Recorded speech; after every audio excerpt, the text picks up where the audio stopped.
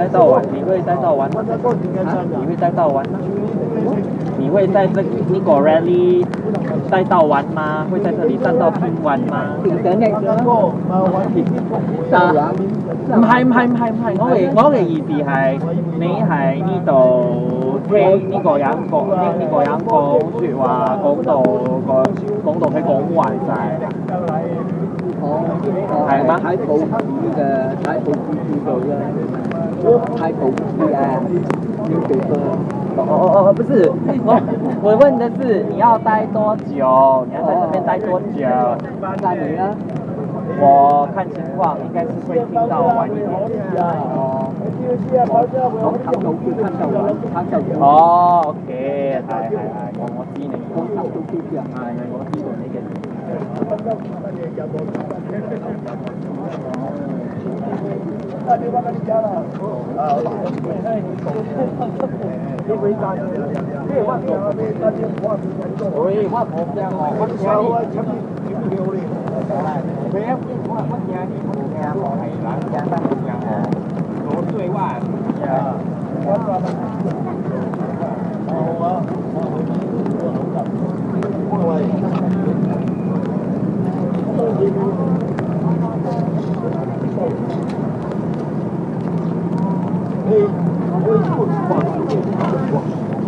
Okay. Open up. Very nice. Go to this one. Do your flag. Ask him to do the flag first.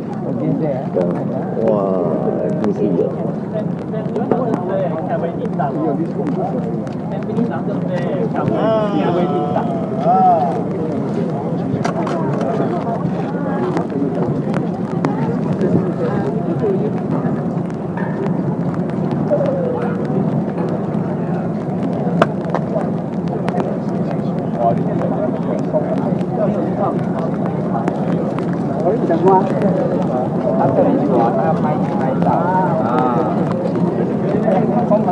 Go, don't go. Wait for it. Coming. Fucking he from that day. Yeah. That time he swing the flag, then all the water all splash on camera.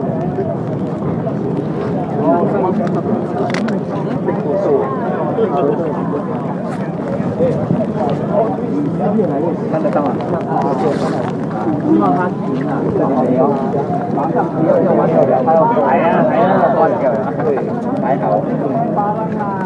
赶快放心了。啊，有点美感。哦。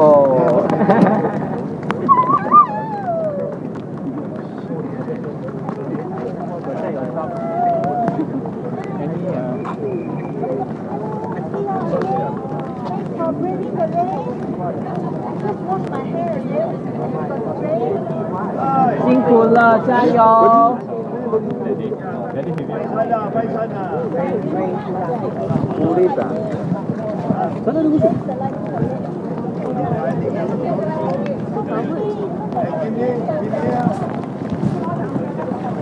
后面他刚才有一抹晚霞在那边，很美。刚刚那边一抹红在那边。我覺得也是很有福氣啊，剛好紅色，後面有水嗰啲有。我知道，我有睇過。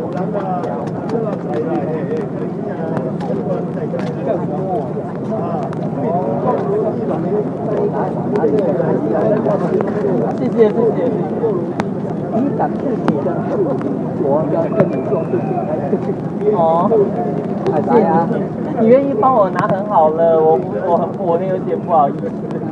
謝謝。大家都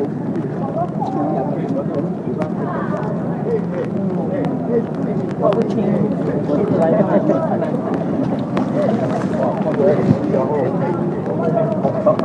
我还有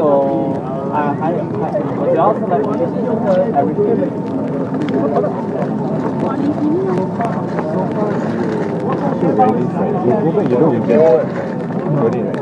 Even for people. 辛苦了，你不要淋太多，回家好好休养。公园呢？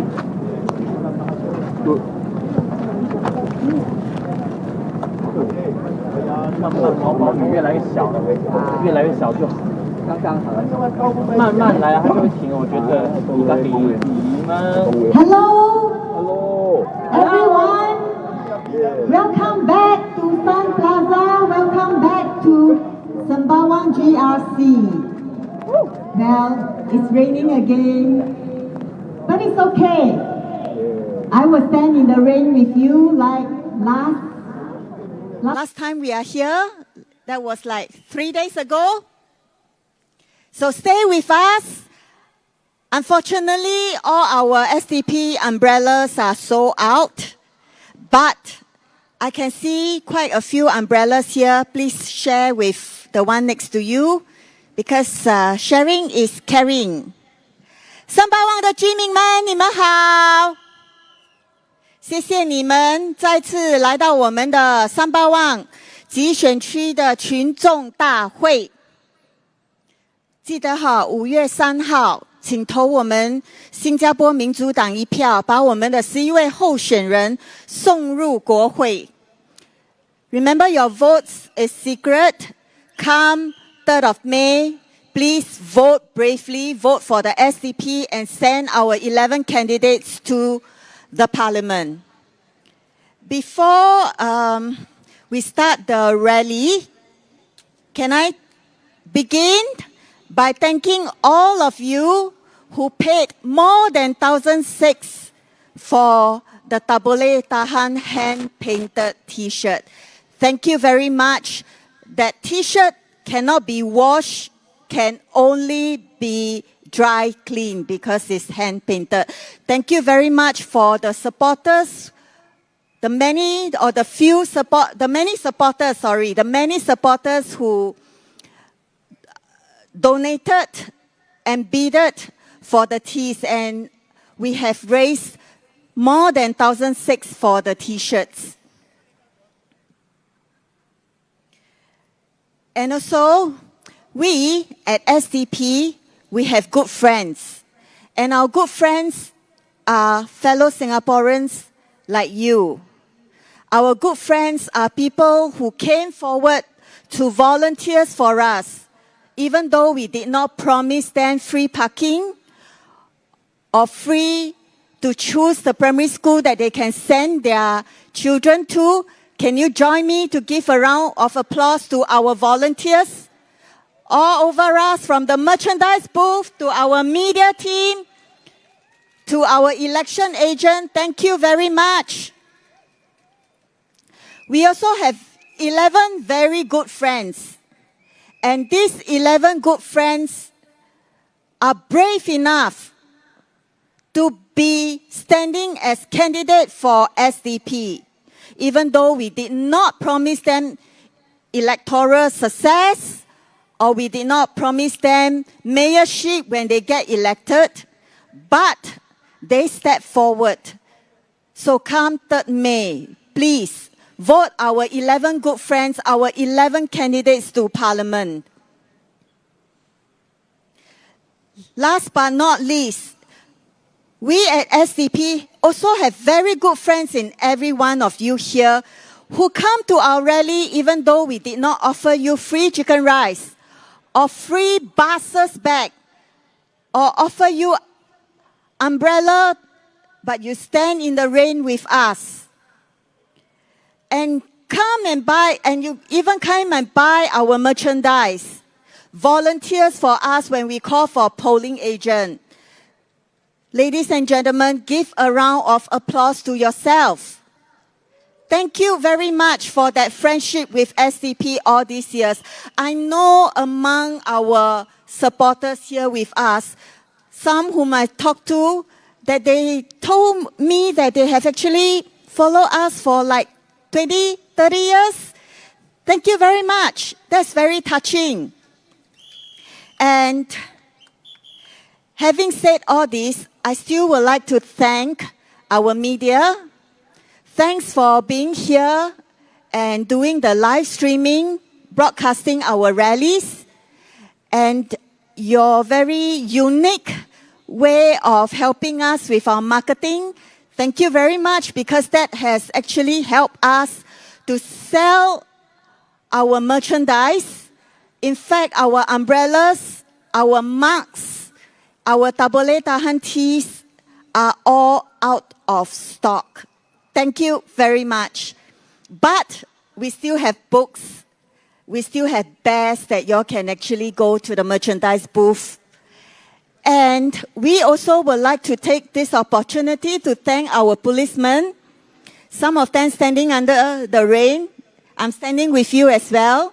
Thank you very much for keeping us safe and keeping this place orderly. We do appreciate 2 more nights.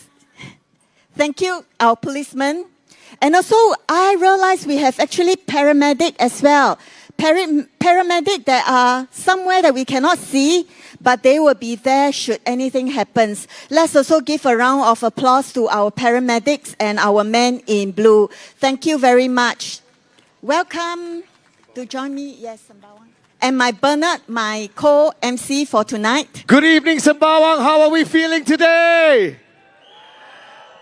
Sembawang, we stand here in the rain with you. Umbrella or no umbrella, keep yourself sheltered. Are we ready to have a good session today? Yes? It's coming up to day 2. And of course, I don't know, just now I was inside the taxi and I was wondering myself, how can things be so expensive? You know how much it costs for taxi fare? Okay, from Whampoa all the way here. Okay, it's $51. $51. Then I think to myself, hey, $51, I can buy a lot of chicken rice. But then again, actually, chicken rice also is very expensive. Yes or no? Yes or no? And we stand here in the rain. I shouldn't even call this a session. I should be calling it the frontier to SDP being in Parliament. And because of you, every one of you, ladies and gentlemen, who stand as one voice in the rain, give yourself the biggest cheer, everybody. We stand here in the rain. There are 2 things I'd like to address. Today, when I woke up in the morning, I saw TikTok. Or I saw Instagram. I saw a lot. The first thing that I want to address when I spoke to my dear learned friend and introduced him, which was Arifin. Okay? I want to say this. I want to say that he is a 45-year-old sounding. Okay, ladies and gentlemen. He sounds like a 45-year-old in a 27-year-old body. That's what he is. And Arifin, ladies and gentlemen, has come quite a long way right here to make that stand. Can we please make some noise for Arifin, everybody? So once again, ladies and gentlemen, he sounds like a 45-year-old in a 27-year-old body. He is very young and still very young. Okay, second thing.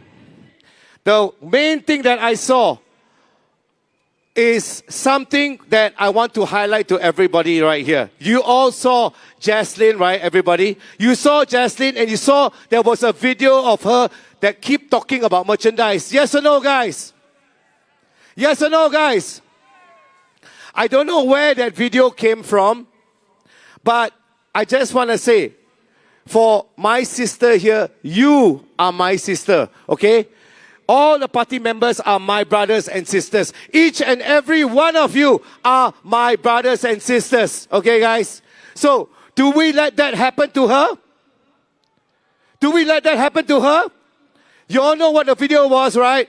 It showcased her trying to sell things, trying to sell merchandise, like as though she is trying to sell, like as though she's selling a tissue paper packets and everything else. Correct or not, guys?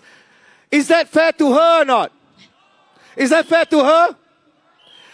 Jaslyn is like the backbone of SDP. I am just an MC, guys. But I don't like one thing. When she turned around to me and tell me, Bern, do you think it's bullying? I also not sure. Do you think it's bullying, everybody?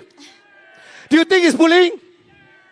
I just want to turn to her and I just want to say to her, okay, I don't think I can ever tolerate bullying in whichever way. Whoever made that video. I don't care about the platform that came out, but whoever made that video was not very nice. Was it nice, guys? Yeah. The thing is this, okay? she tries. She does everything she can. During the whole time when I'm on the show, I'm introducing the speakers. Every time she's talking about the merchandise. She's talking about the merchandise until I say, hey, what's sell? Keep talking about merchandise. The reason why is because it's not sell. She needs to get the merchandise out and going. People need to buy it if they can buy it, because basically she's trying to hold the funds for SDP to sustain. Can we please give her a big round of applause, everybody? Give her the supporter cheer. Everybody shout SDP. SDP. SDP. Actually, there's nothing shameful about selling merchandise to raise funds, because election costs, like we have to have nothing is stage. cheap. Nothing is cheap. Jaslyn, look at this backdrop. I can tell you what this backdrop size is. It's definitely more than 24 feet by 12 feet. You know how much that costs? Guys, 4C by 4C print. I do events. I tell you this. This thing costs roughly maybe above at least 2,000 onwards, even more, 3,000, 4,000, depends on the stage elaboration. The staging itself also costs, ladies and gentlemen. AV systems and AV tech. AV sound systems are basically running on how many speakers? 1, 2, 3, 4 or 5 or 6. Ladies and gentlemen, they go into the thousands. So SDP does need that funding, and it comes from, ladies and gentlemen, you know where or not? From when the guy put that video to the selling of teddy bears. So books and everything else. Does she need what she has to do, guys? Is that right? Must she be having a video like this? Is this fair to her, everybody? Is this fair? It's like me going out to sell tissue paper. It is something that's important. Like, it is a living. It is helping a living for SDP to at least survive. Not even just talking about tribe. Survive. These are called expenses, ladies and gentlemen. So guys, ladies and gentlemen, today, because of that video, you know what I'm going to say? Now, because of that video, my dear, lovely Jaslyn Lau Boo Boo girl, and let's give her a big round of applause again, everybody. She will become very much like a celebrity. Because of them, we will turn it around, and every single merchandise, if you like to buy, every single flag, if you want to buy, it doesn't have to be much, anything, okay? Anything, we will support and we will showcase to you, okay, that it is not right to be bullied. Can or not, everybody? Can or not? Can or not? Yes or no? I'm not interested. Again, I say again, it's not the platform. It could have been any platform, okay? Any platform. Or anybody. It could be anybody. But whoever made that thing, okay, never thought how difficult it is for her to keep repeating about the Lao Boo Boo, keep repeating about the teddy bears. Actually, they're quite cute. The teddy bears are quite cute. Okay? And keep repeating about the books. That is very important. So please, ladies and gentlemen, together, we stay firm as brothers and sisters. We stay strong. And we protect each other from anything else. It's like if let's say another country were to come and attack us, or say another country will come and disturb us, will we let them disturb us? Yes or no? Yes or no, guys? No. We will protect you. We will take care of each other because we need our voices to be heard. And because, ladies and gentlemen, should our 11 candidates get into parliament? All right. So, ladies and gentlemen, give yourself a big round of applause, everybody. Remember, your vote is secret. Come 3rd of May, please vote for SDP. Vote for our 11 candidates to be in parliament and speak up for you. 记得选民们，你们的投票是秘密的。5月3号，请投新加坡民主党一票，把我们的11位候选人送入国会，让他们在国会替你发言。We will take a break before we introduce our next speaker, or our first speaker. Just give us like Few more minutes. Give her a few more 3 minutes, yeah, ladies and gentlemen. Ladies and gentlemen, I think our umbrella can take down for a while as well because it is about to start. I think that's why the rain has gone away. Ladies and gentlemen, the rain has gone away. Remember just now what I said?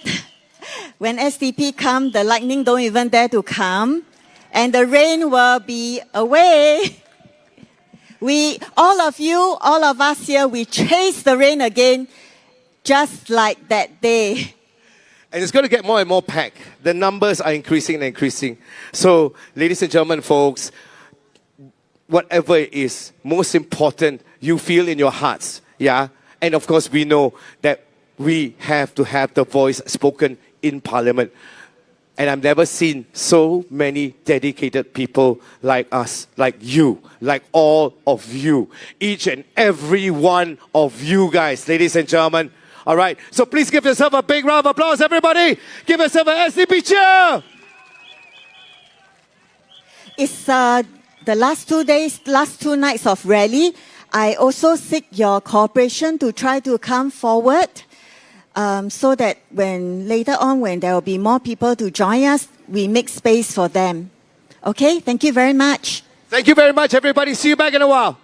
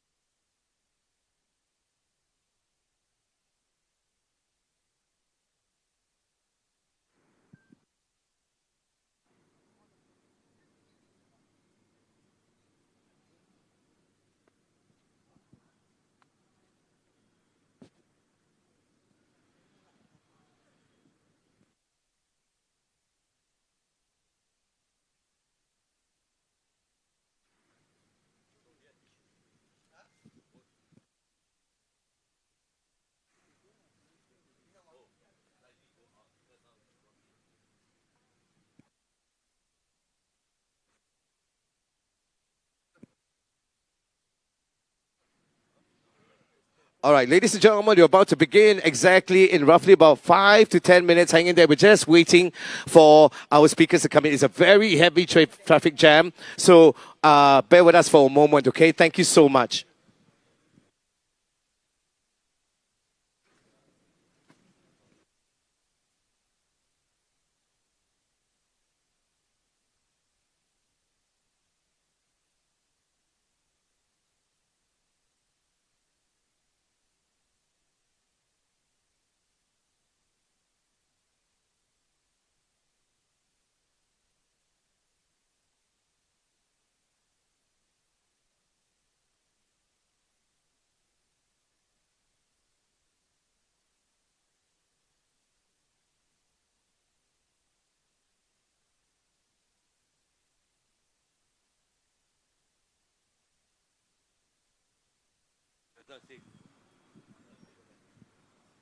All right, ladies and gentlemen, right here, we are just awaiting.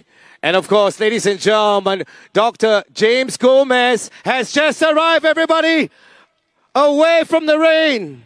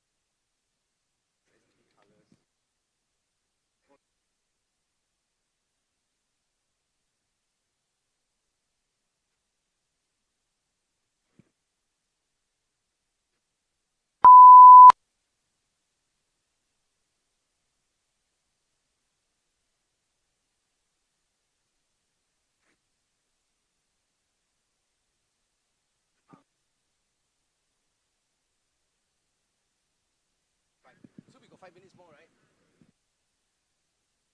We got 5 minutes more, right? Okay, can. Okay.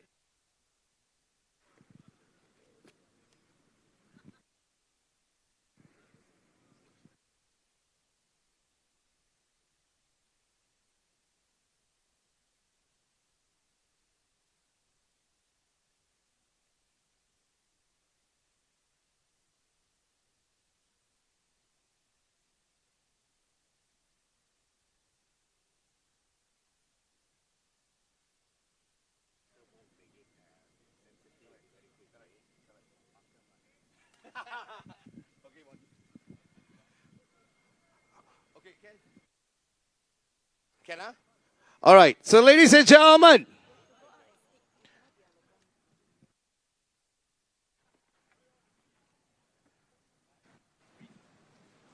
Okay, all right, okay. While we are waiting right here, okay, for the next speaker, which is in about 5 to 10 minutes, 5 minutes or so, Yeah. 5 minutes or so. SDP people, are we here? Are we here? Everybody raise your flags, everybody. Raise your clappers, everybody. Clappers, your whistle. All right. So now, before we begin, okay, and I will be the one doing the merchandising. And the TV can look at me. TV look at me, okay? You don't come and disturb my sister, okay? Okay. Guys, ladies and gentlemen, for every single one, now that, you see how things are, please help with the purchase as well, okay, guys? Of your bears, your lao boo boo, and everything else, okay, guys? So, ladies and gentlemen, she's going to be asking the questions. Everybody blow your whistle. And I will be giving away the prizes right here, okay, guys? All right? Okay, we have some fun. We have some quiz. Whoever can answer the question correctly will get a free bear. First one, the people that shout SDP the loudest. SDP. I will start giving you away all the lovely merchandise here. Okay, guys, ladies and gentlemen, beginning right here with the book, ladies and gentlemen, that's very important. So everybody, let's shout SDP. SDP. SDP. SDP.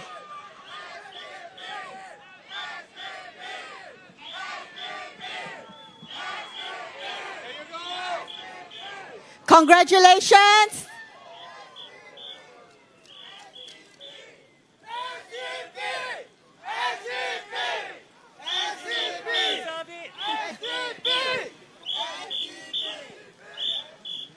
Bernard is giving away free even though y'all don't have to answer any questions. He's being so generous today.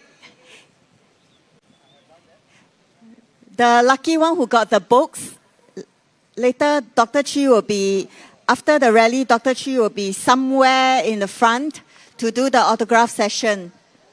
Okay, so please stay with us. All right, ladies and gentlemen. Hey, by the way, Sun Plaza was at the back, right? Has everybody eaten not? 吃饱了没有？吃饱了没有？吃饱了没有？没有啊。Okay, there's McDonald's right across over there. Go eat. I also have not eaten my dinner yet. Okay, ladies and gentlemen, you feel like a bit faint? Never mind. Just go out and go eat, okay? No, we I heard, have the best lineup of speakers. There's a 250 chicken rice. 250 chicken rice? 250 chicken rice. Sembawang have 250 chicken rice. $2.50 chicken rice, $2.50 chicken rice. In this day of age is quite rare. Sembawang people, I just want to ask you something. How does a $2.50 chicken rice taste like? Is it good or not? Is it good or not? Is it good or not? Well, you're at the best part of the location to get a $2.50 chicken rice. Okay, so once again, Sembawang people, the crowd is building up. Everybody raise your flags right here, high up in the air, everybody. Raise your flags right up.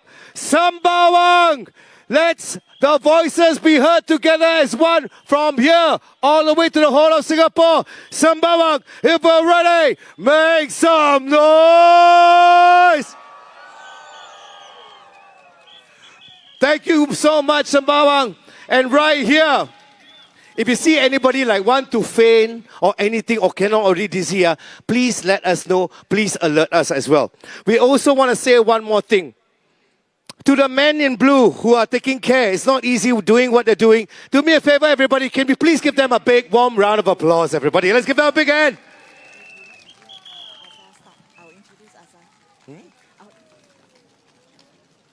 All right. Ladies and gentlemen, are we ready to hear for our first speaker? Is it about time? Okay, let me introduce our first speaker. He used to be a young Democrat when I just got to know him.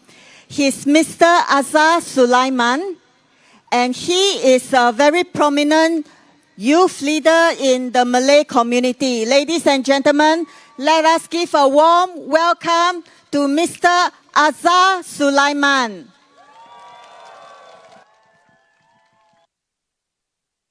Azhar.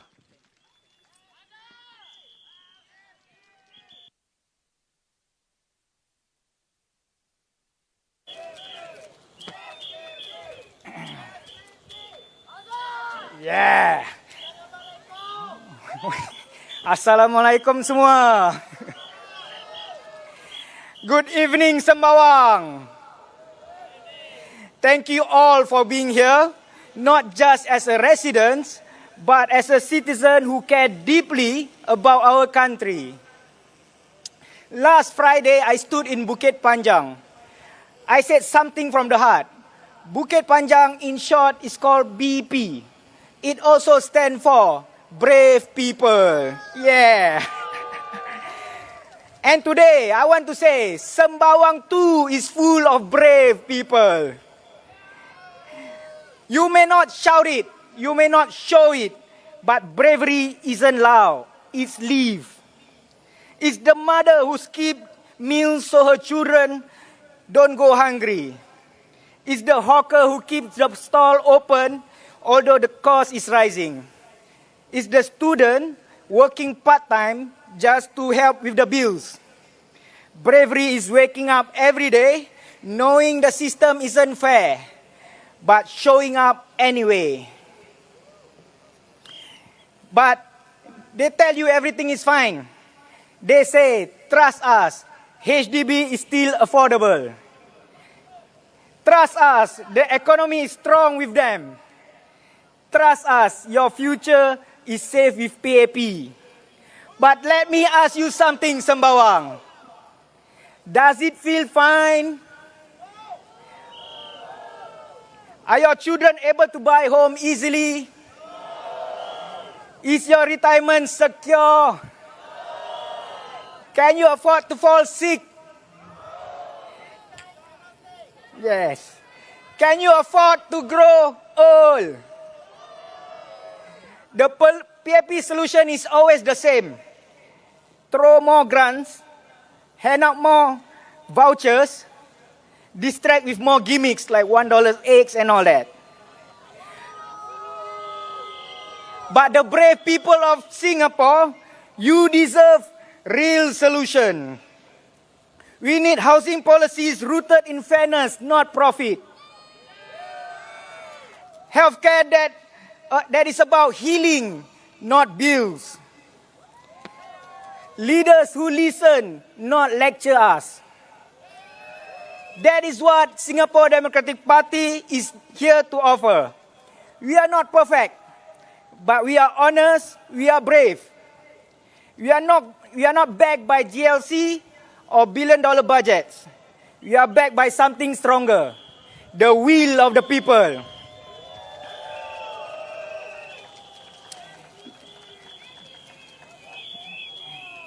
Now, many of you know that I am a real estate agent in the day. So tonight, I want to talk something that is close to my heart. The HDB resale market. It's the elephant in the room. Even the recent budget, they didn't address it properly.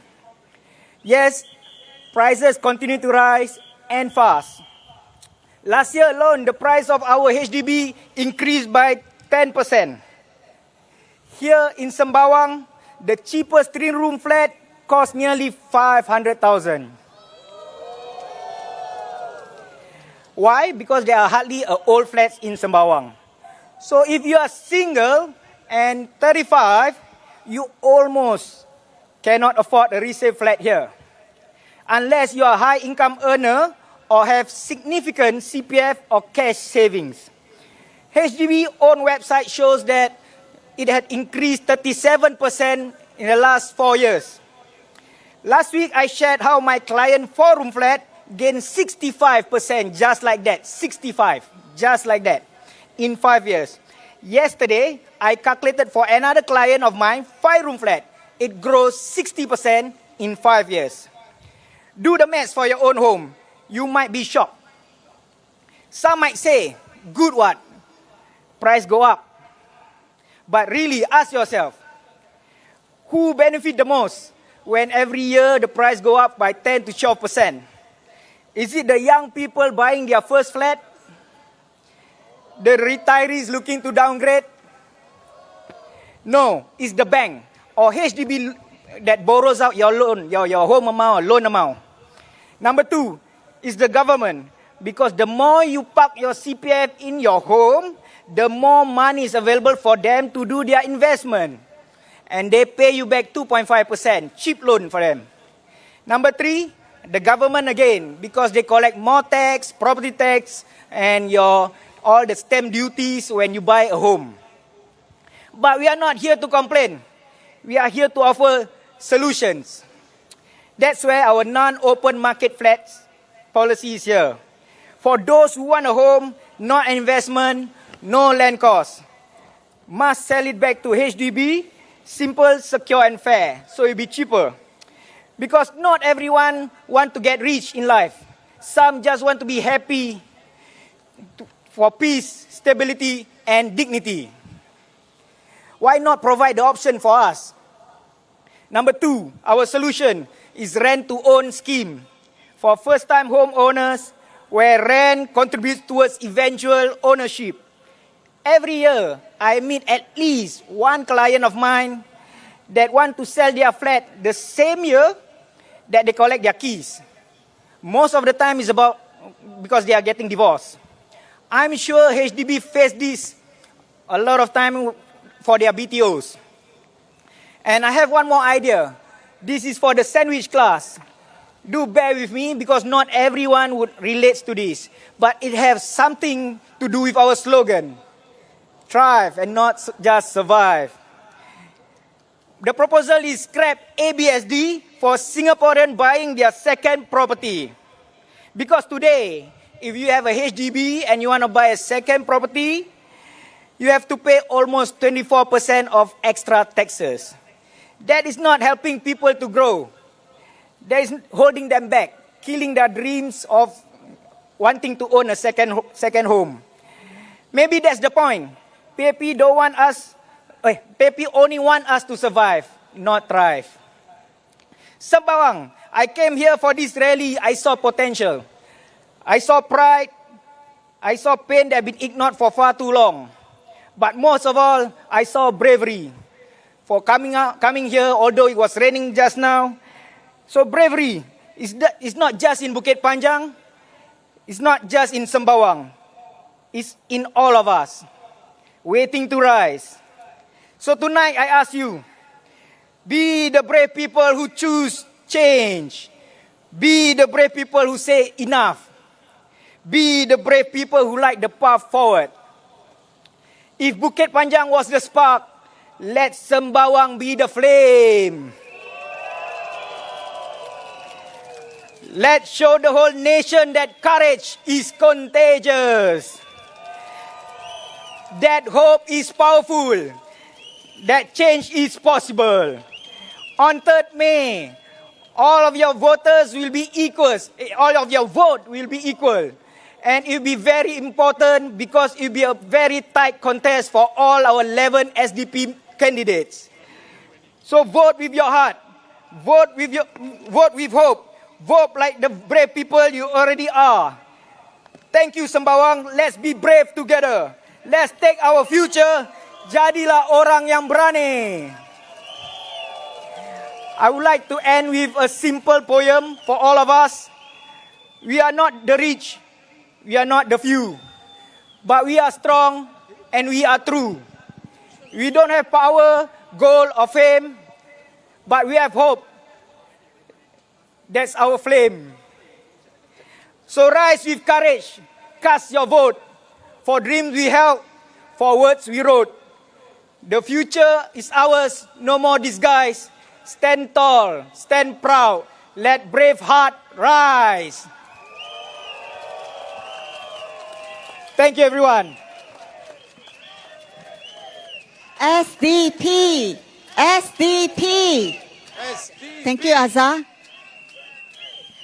居民们，5月3号，请投我们新加坡民主党一票。记得你的投票是秘密的，勇敢的投我们新加坡民主党一票，把我们的11位候选人送入国会。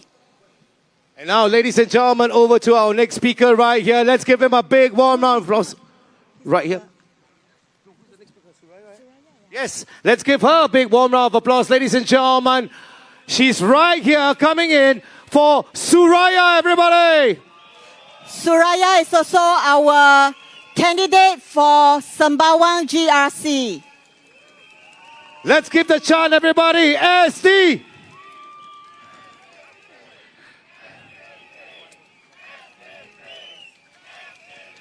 Ladies and gentlemen, Suraya. That's perfect. This one, low. Yeah. Thank you so much.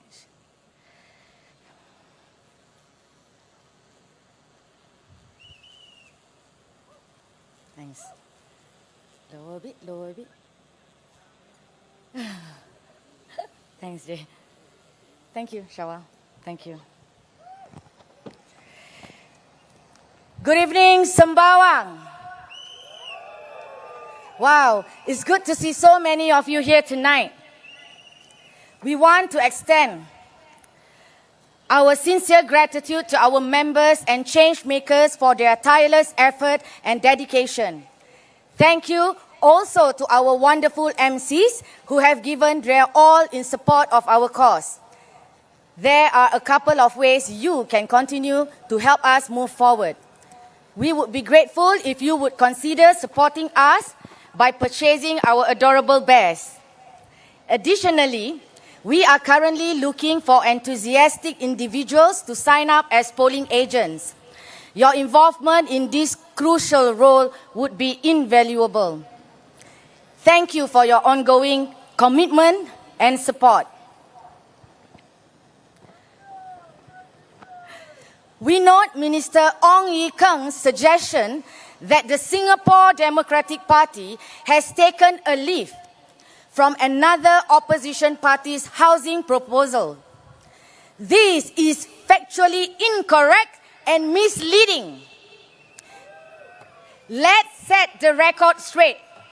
The SDP non-open market NOM housing scheme was first introduced in 2019. The NOM scheme proposes that HDB flats be sold based on construction and administrative costs only without inflated land costs. It is designed as a parallel public housing model affordable for lower and middle income Singaporeans while stabilizing long-term housing affordability. To accuse the SDP of imitation is not only inaccurate, it also distracts from the real housing issues facing Singaporeans today. Runaway resale prices, housing insecurity for young families, and financial burdens on working citizens. Also, Ong Ye Kung can perhaps care to share some light to voters what happens to their flat at the end of their 99 years lease term. We also note the remarks made regarding upgrading works and development plans in areas like in Sembawang. Let us be clear, all town council improvements, infrastructure upgrades and estate enhancements are paid using taxpayers' dollars.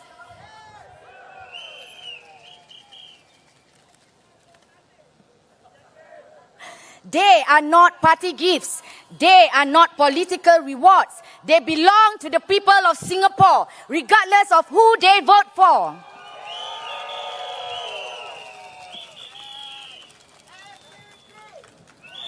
To imply otherwise is to politicize public funds and betray the very principle of fair governance. Tell it like it is, if what you say be true. We in SDP don't just talk about fairness, we plan for it. Our NOM scheme is backed by policy logic and economic sustainability. Our town plans, like in Sembawang and other constituencies, are people first, not party first. We will continue to propose bold, compassionate, and grounded alternatives without fear and without needing to borrow anyone else's ideas. We invite Ong Ye Kung to debate policies, not play politics.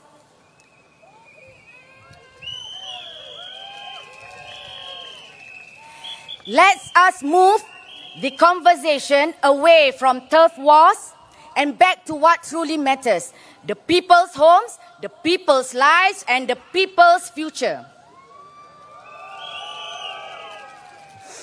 For decades, Sembawang has been treated like an afterthought, managed from spreadsheets planned with rulers and red tape, and promised upgrading carrots only when elections come around. Sound familiar?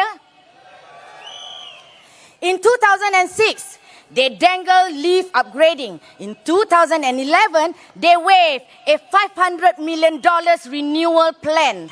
In 2020, they pointed to URA maps and called that a vision.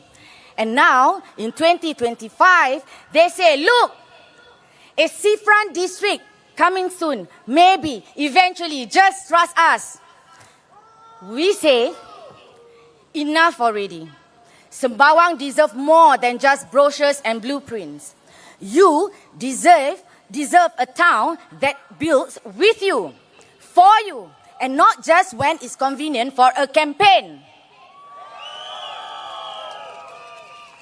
SDP's plan for Sembawang is different.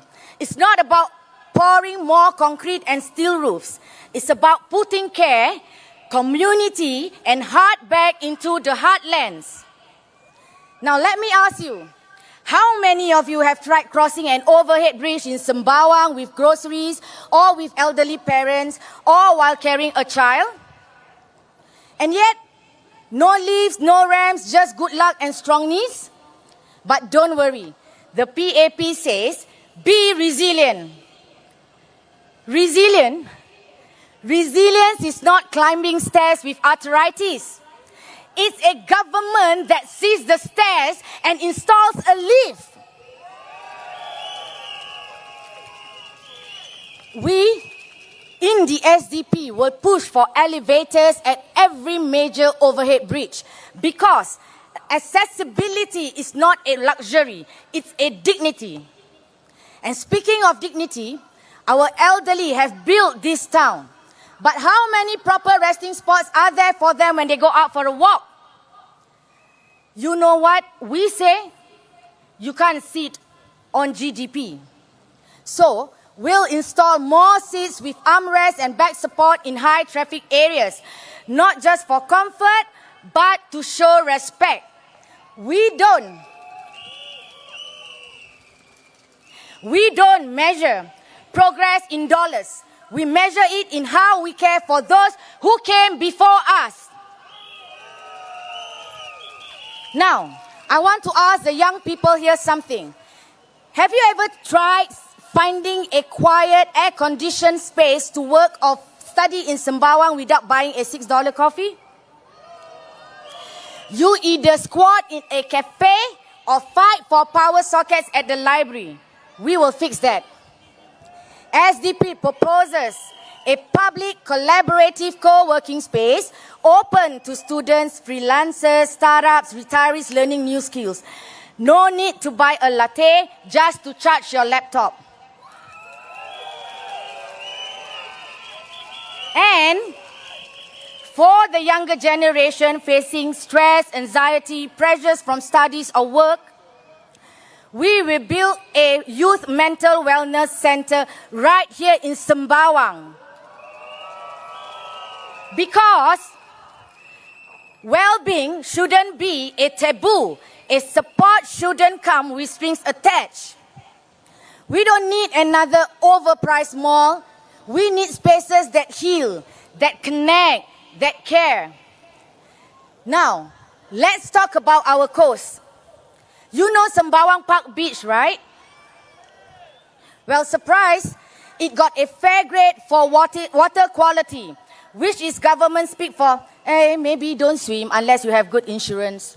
And now, they want to build a shiny new waterfront district there. Look, we're all for development, but not if it turns our beach into a construction site and our fish into chemical experiments. SDP will demand real environmental protection with more regular water testing, with public reporting and strong enforcement against illegal dumping. Because we want to preserve our mangroves, not just margins on spreadsheets. Oh, and to all animal lovers out there, we didn't forget you. We will protect our stray cats by funding food and medical care, offering microchipping and working with volunteers, cat feeders who have been doing this from their own pockets. It's time the government stop acting like it's their playground and your problem. People comes first as well as our four-legged friends. This isn't frivolous policy. This is cultural strength. Friends, we know what the PAP will say. They'll tell you, don't take risks. Don't rock the boat. But let me ask, whose boat? The one with 2 black and white bungalows and private car parks? Or maybe they'll say, don't worry, we're our own checks. Yeah, right. The famous own check, own self-check, own self. Let's be real. When power goes unchecked, the people get sidelined. And for decades, Sembawang has been sidelined. Token upgrades, copy-pasted plans, and no real voice in parliament. You can change that. Come May 3rd. Don't give the PAP another 5 years of silence. Elect MPs who will speak for you, fight for you, and walk the ground with you, even when there's no media camera around. Vote for compassion, vote for transparency, vote for a town plan that puts the heart back into the heartland. Vote SDP, vote Sembawang's future thrive, not just survive. Thank you, Majulah, Singapura. Thank you, everyone. Ladies and gentlemen, Suraya, everybody! Thank you, Suraya, for that very, very passionate speech. I need to remind our voters again, your vote is secret. Come 3rd of May, please vote for our 11 candidates and send them to Parliament. That's right. How many of you would like to vote Suraya in, everybody? Suraya is also the candidate for Sembawang GRC, which is where the constituency we are in right now. Where's the Sembawang residents? Are you here? Can I hear Sembawang residents? Not forgetting Sembawang West, are you here? Sembawang West, are you here? Bukit Sembawang, Panjang are you here? also. Bukit Panjang residents, are you here? Bukit Panjang for Dr. Paul Tambaya. And last but not least, over to you. Marsiling UT. Marsiling UT residents, are you here? Thank you for joining us. Thank you. 5月3号，居民们，请投我们新加坡民主党一票，把我们的11位候选人送入国会，替你们发言。That's right. Once again, ladies and gentlemen, right here, as the rest of the other speakers come in, feel free. We are going to enjoy ourselves. Feel free to get louder and louder if you like. Once again, ladies and gentlemen. And right now, we're going to bring on, is everybody ready? We're going to bring on, ladies and gentlemen, Daman, everybody! Daman is what we affectionately always call him. He's the candidate for Sembawang GRC. Okay. People of Sembawang GRC, how are you tonight? Tired, huh? Tonight is our final pitch to you, our Sembawang voters, to vote us to be your SDP MPs. The power of change is back in your hands, a change that ignites hope from the deepest of our hearts to shape for ourselves and our families, our loved ones, a future we all want for our country, Singapore. Out of 7 rallies we held, 2 of them at Beacon Primary School in Bukit Panjang, the sky gifted us with a beautiful and gorgeous rainbow. Do you see that on Facebook? Is that a sign, my friends?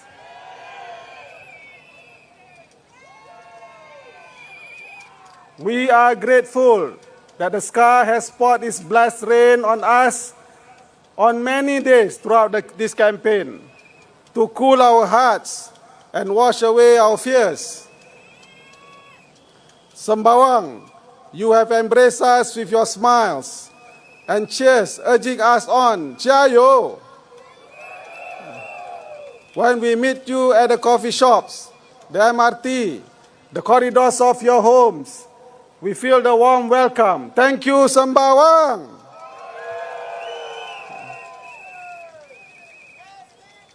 Now it's time for us. Thank you. Now it's time for us, the 5 candidates, to promise and pledge to you our commitment if you make us your SDP MPs on the 3rd of May. Number 1, we will speak up for you in Parliament on the issues that concerns you the most, that the PAP don't. Number 2, we will together run your estate and your town council professionally and efficiently on our own, with the support of our seasoned and experienced members who previously have done so before. Number 3, we will conduct the Meet the People session regularly to listen to your concerns and complaints and endeavor to help you the best we can in partnership with each other and relevant agencies whenever required. Number 4, we will engage you by organizing regular town hall meetings, focusing on aspects of life and living in Sembawang. And finally, number 5, we will strive to visit you at your homes and meet you regularly in and around Sembawang GRC. Is that okay? However, the first order of business should you elect us on the 3rd of May is to ensure a smooth transition between the previously run PAP Town Council to our newly set up SDP Sembawang Town Council.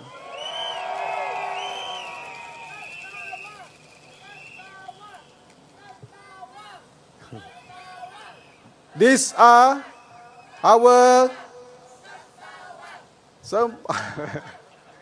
Thank you very much. These are our collective commitments to you, Sembawang. So, will you vote for SDP on the 3rd of May? Thank you. Now let us shift focus to Minister Ong Ye Kung. So Minister Ong Ye Kung was here the night after hours and disappointingly make some false accusations about the SDP, claiming that we copy the PSP on the non-open market BTO flat scheme proposal. These are the facts. The Singapore Democratic Party was the first to propose removing land costs from the pricing of public housing flats. In April 2019, the SDP introduced its non-open market scheme, suggesting that housing and development board flats be priced based solely on administrative, material and labor costs, excluding land costs. This approach aimed to make flats more affordable, with estimated prices ranging from 70,000 for 2-room flat to 240,000 for 5-room flats. The Progress Singapore Party, PSP, later proposed a similar concept in February 2023 through its affordable home scheme. Under this proposal, buyers would pay a user price covering construction and a notional location premium, differing the land cost payment until the flat is sold after the minimum occupation period. For instance, a 350,000 flat in Tengah would require an upfront payment of 140,000, with the remaining 210,000 representing the land cost payable upon resale. In summary, the SDP was the first to advocate for excluding land costs from HDB flat prices, introducing its proposal in 2019, while the PSP presented a related scheme in 2023. So how, people? Can we POFMA the minister? Yeah, so tomorrow we POFMA the minister, okay? So we always kena POFMA, right? So it's about time we POFMA them.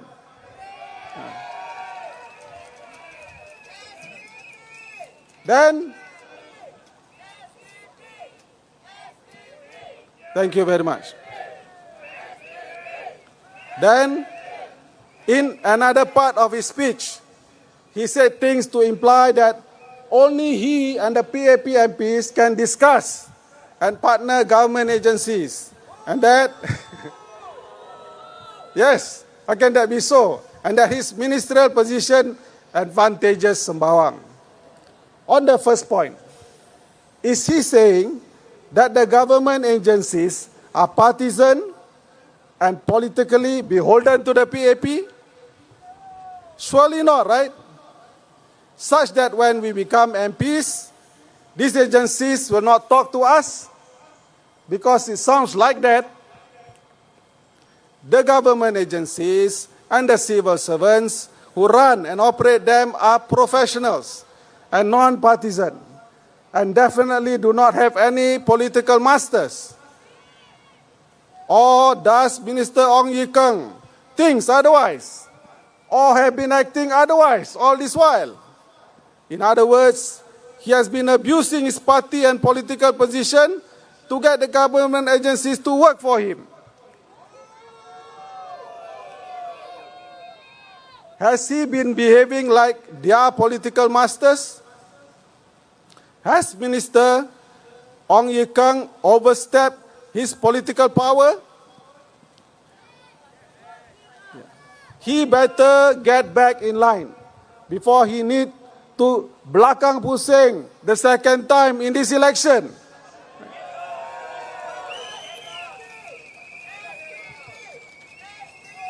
Fellow Singaporeans, this is the reality that the PAP has created after holding to power for more than 60 years, blurring the lines, becoming too comfortable with their way of working where political influence and overlapping interests seems prevalent. This is not right. In the meantime, the PAP continues to use fear-mongering campaign. Do you think it will work? Do you fear change? Do you want change? Change for the better. Change that brings hope. Changing your MPs from the PAP to the SDP.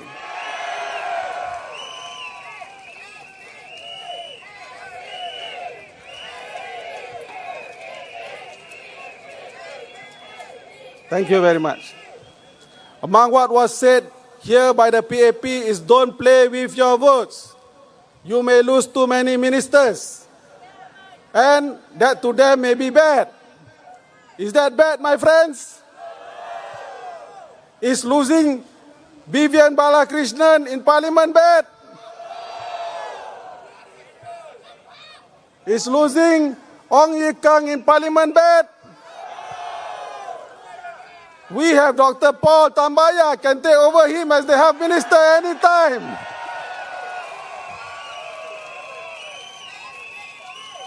So, my friends, do not let their fear-mongering deter you from giving the other side a chance, as the late LKY predicted.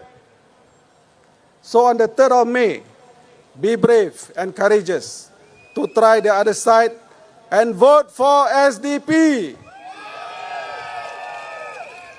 Vote for the Sembawang GRC team.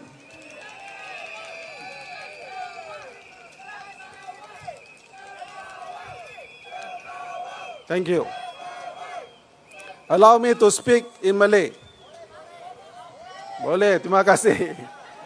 Para pengundi GRC Sembawang, anda akan mengundi Sabtu ini.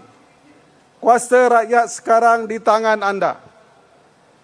Adakah anda puas hati dengan prestasi MP PAP anda?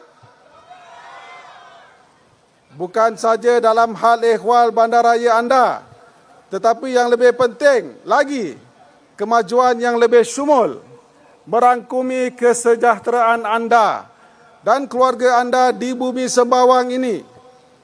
Kami calon-calon dari SDP menawarkan khidmat kami untuk anda sebagai MP baru anda untuk Sembawang GRC. Kami akan memberikan tumpuan sepenuhnya kepada pembangunan dan program yang telah disampaikan oleh Dr. James Gomez tempoh hari dalam Pelan Bandaraya Sembawang kami yang akan menyemarakkan kawasan undi anda dengan saranan-saranan yang telah dihasilkan melalui maklum balas anda. Sebagai MP anda nanti, pasukan MP SDP dari GRC Sembawang akan melakukan pendekatan yang mesra penduduk melalui pertemuan-pertemuan town hall bagi membuka peluang untuk anda melibatkan diri membentuk ciri-ciri baru kawasan undi Sembawang GRC ini. Terdapat banyak ciri-ciri istimewa hanya ada di Sembawang, seperti kawasan Masjid Pertempatan Melayu Sembawang, banglo hitam putih, yang ini yang baik-baik punya, yang era British yang indah kan kita lihat, sekitaran yang menghijau luas di beberapa lokasi.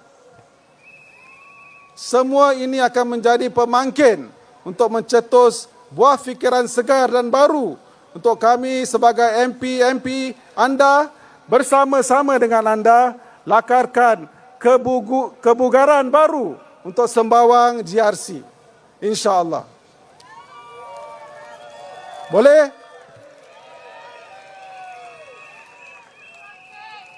Dari Canberra ke Admiralty, singgah sebentar di Sun Plaza. Kami berlima menawarkan diri sedia berkhidmat untuk anda.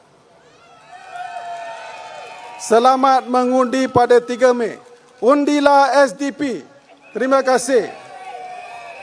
Finally, voters of Sembawang GRC. On the 3rd of May, use the power to change in your hands and vote for the SDP. Thank you and good night. That's right, ladies and gentlemen, vote Damanil, everybody. Let's give him a big round of applause. I like the energy level here. Can I hear you again? Sembawang? Sembawang, the Sembawang team here, the energy is so good. Come on. Let's do it. Sembawang. Sembawang. Everybody, we're going to do a photo later on, huh?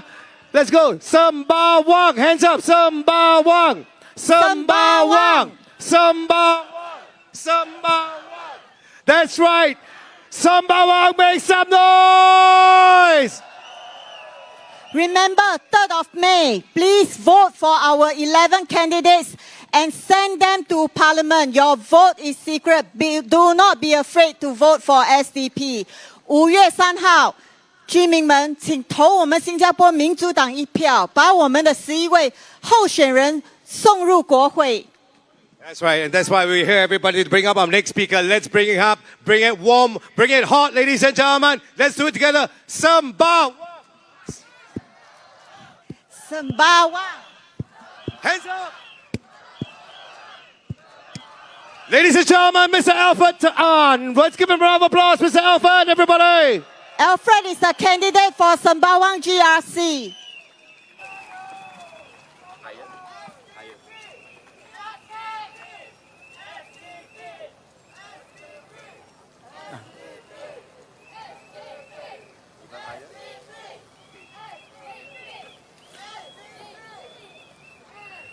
Good evening, Sembawang. Singapore is not broken. It is bleeding. We are bleeding not because we are lazy, not because we lack ideas, but because the people in charge, the ones you had elected, stopped listening to you. GST go up, costs of food go up, costs of everything go up. But your salary, not much. You are still stuck in the same rat race. The government said we must increase GST. And it's right after the COVID pandemic, during inflation time, and at a time when people are just trying to breathe again. Is that heartless? Did the PAP government care? Did your Sembawang PAP MPs fight back? Did they say, wait, not now, my people are suffering? Did they? No, that's right. They just followed instructions. Keep quiet, be obedient. Is that leadership from your MPs? Or are they just a rubber stamp? I tell you what leadership is. Leadership is listening. Leadership is standing up to say, this policy hurts my residents. We must change it. The SDP MP will look out for you. We will speak out loud and clear for you. We will push for policies that are caring, reasonable, and humane, because that's our job. We want a leader who represents you. You do not need a useless chop, a rubber stamp to represent the government bad policies. Now, let's just also talk sometime about our small businesses and SMEs. You may run a shop, a hawker store, a logistic or delivery outlet, or maybe a small accounting practice or grooming services. You have been struggling because GST was high. The cost of ingredients and raw material is high. Rent is up. Utilities is up. Manpower hard to find. Foreign competition undercutting you. It is the bad, uncaring policies of the PAP government. They insisted on the GST increases. They created the high COE system, thereby increasing transport and delivery costs. They let you suffer because they don't see you as a priority. Their top priority is to squeeze the money, the life out of you. to exploit you.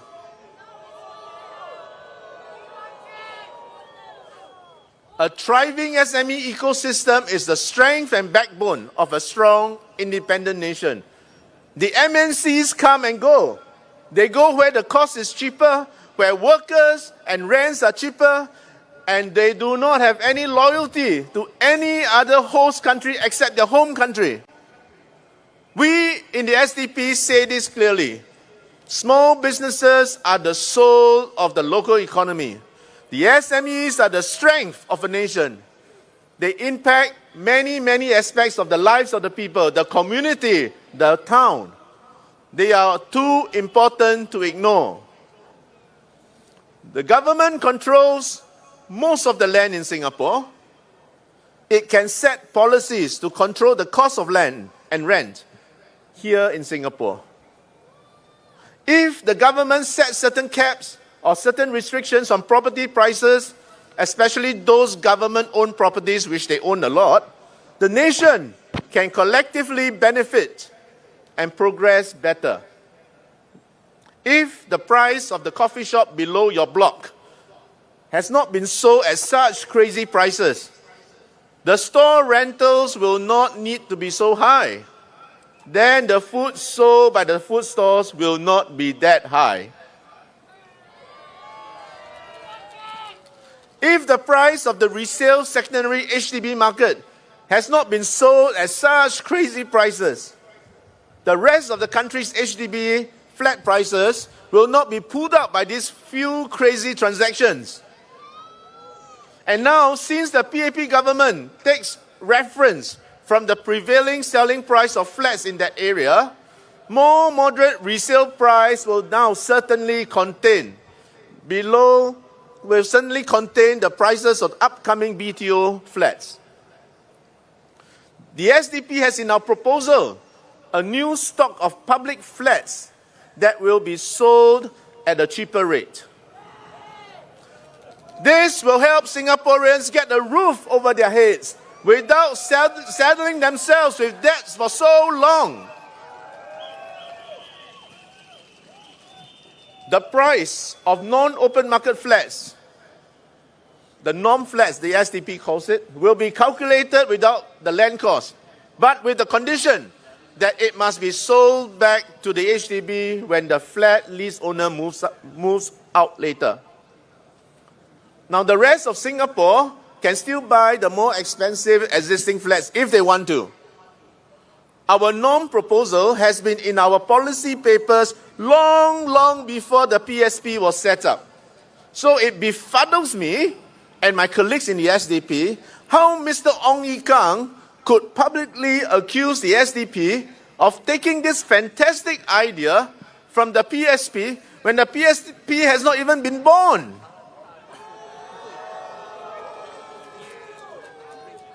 I guess paying $1 million to a minister doesn't guarantee you top quality leaders in the PAP government.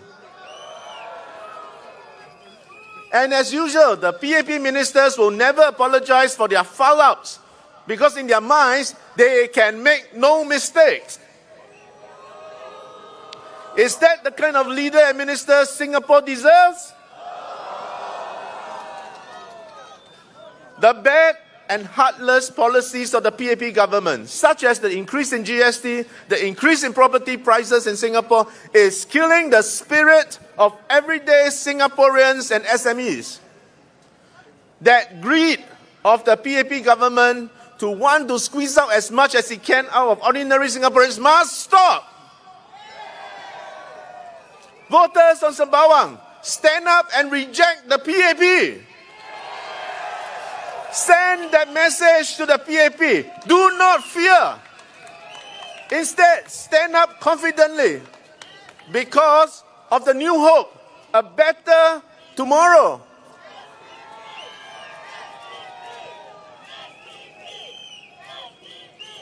And it's not just about parliament and government policies. Let's talk about our neighborhood, our town. Sembawang deserves better town management. You deserve towns, estates that are clean, dry, safe, and vibrant. I hear flooding in certain areas. Is it clean? Residents have been talking and complaining, but is the town council listening? SDP heard you. You told us the present set of PAP MPs could not keep the town clean. Mr. Ong Ye Kung is too busy with his 100 horses. He has no time to hear your concerns. No time to respond and solve your problems. We in the SDP will push for better flood management, quicker estate response, safety patrols in quiet zones, upgrades where needed, not where it's politically convenient. Because it's not just about winning elections. It's about doing right after winning your vote.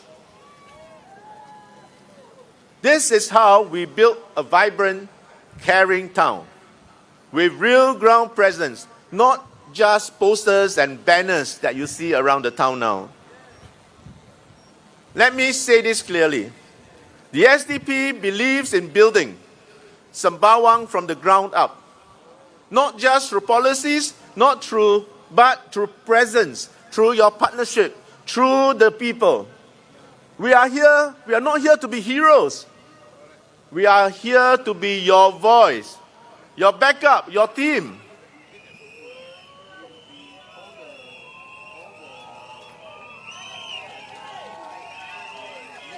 Now, let me say something important too, especially to our civil servants.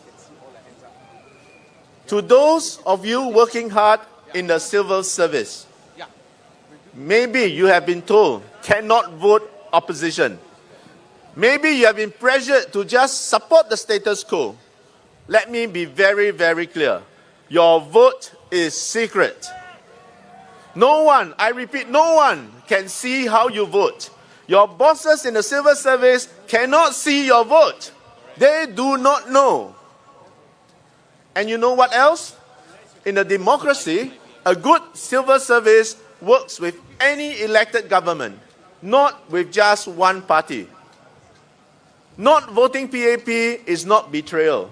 It is patriotism. Because a good government must be balanced, inclusive. It must take care of the diverse needs of Singaporeans. You deserve the nation. You serve the nation.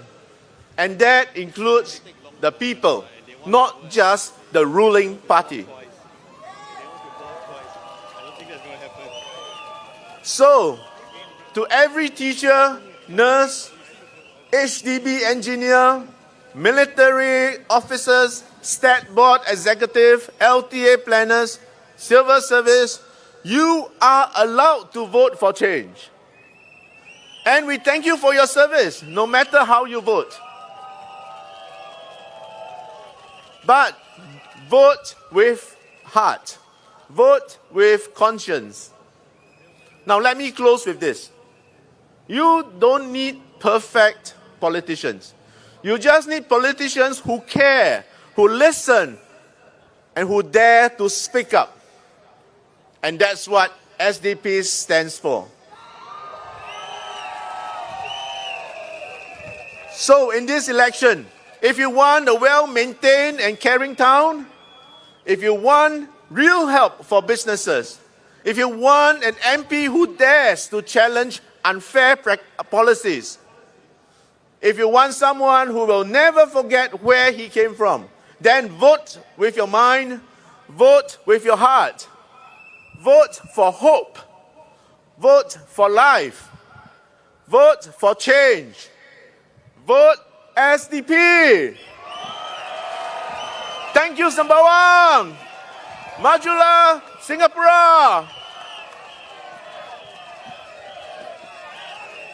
Thank you, Alfred.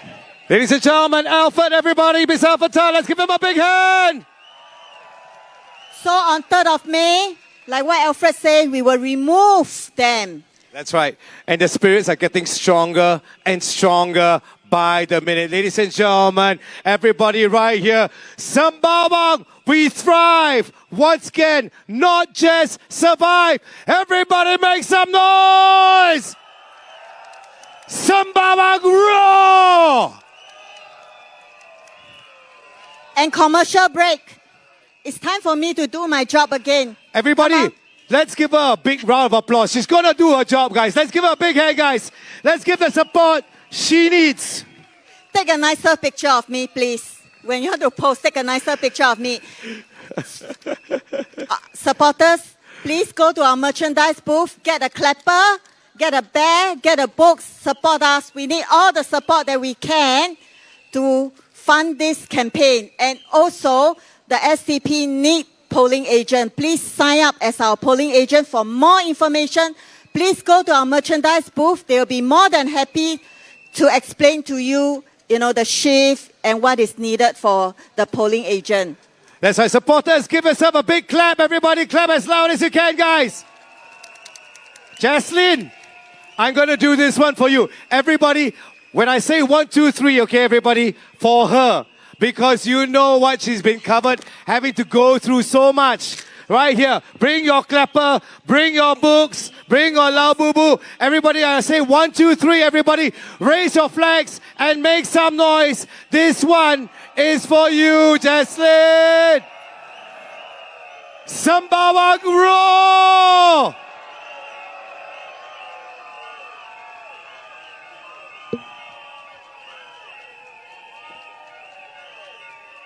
Everybody together.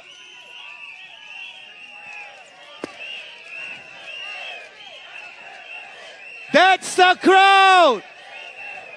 Sembawang roar! Thank you very much. And let's welcome our next speaker, Dr. James Gomez. And he's the candidate for Sembawang GRC. That's right, ladies and gentlemen, advocate for democracy and human rights, Dr. James Gomez, everybody. It's okay.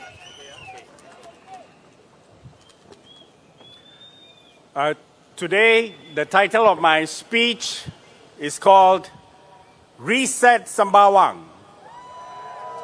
Replace PAP, install change. Dear voters of Sembawang, your vote this coming Saturday, the 3rd of May, is a vote to reset Sembawang GRC. Since the start of the elections, at every rally, through every statement, every piece of campaign messaging from the PAP and Ong Ye Kang, there's only one thing that stands out. They are stuck in the past. Stuck talking about what you should be grateful for and stuck using the same old fear-mongering playbook. It is clear the PAP is not the party of change. Singaporeans want new ideas, real accountability, and leaders who put the people, not the party and their individual selves, at the center.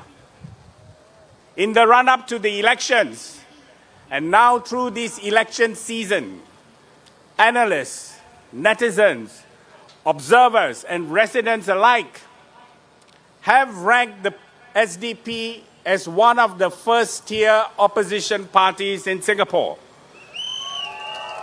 But we are humbled by the recognition. The truth is, the SDP is just an ordinary party, made up by ordinary people, but we do have lots of passion. Nevertheless, at the request of Sembawang residents, the SDP has come forward to contest in Sembawang GRC in the hope that our passion to serve can help the residents. So thank you, residents of Sembawang, for giving us this privilege. With SDP, there is no need for Ong Ye Kung to bring the Turf City horses here. The SDP's red horses, your candidates for Sembawang GRC and Sembawang West SMC are already here. And with the Sembawang voters' blessing and support, we hope to win and replace Ong Ye Kung and his PA team for Sembawang residents. We are the No Horse Run. SDP, Bo Bei Chao. SDP, Bo Bei Chao. SDP, Bo Bei Chao.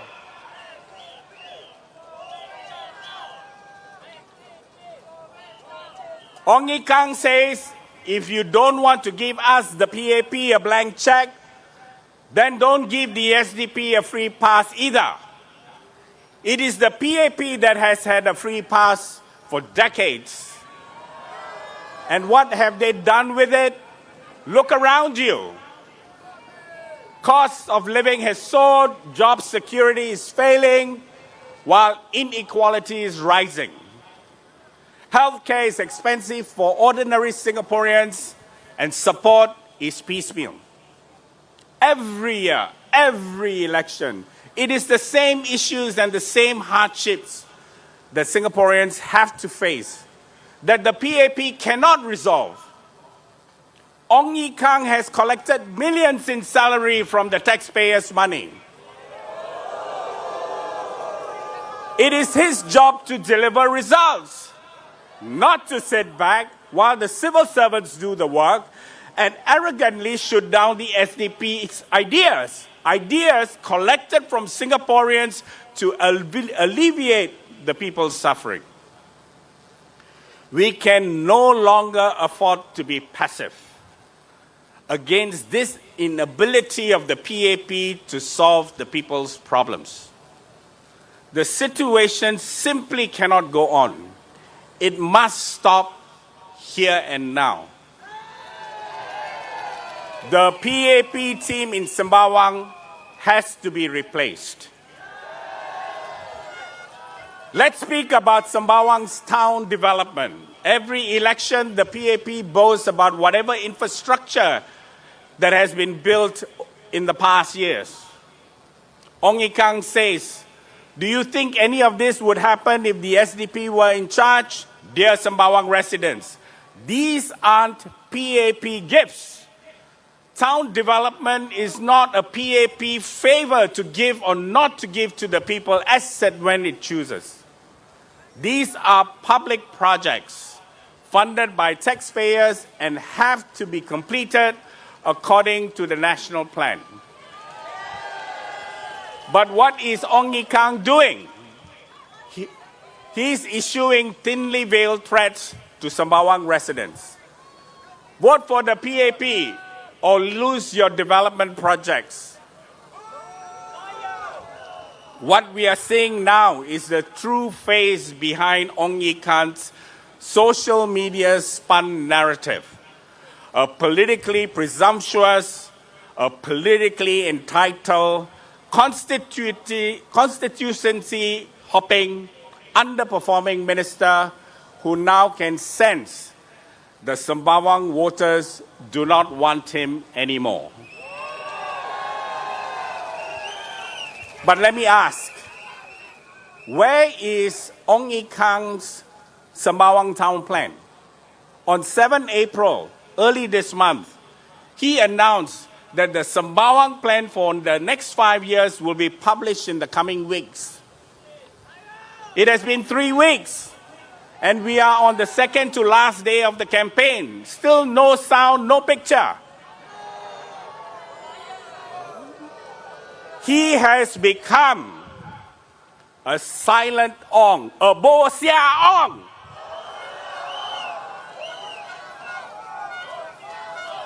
Bo Sia Ong, Bo Sia Ong, Bo Sia Ong.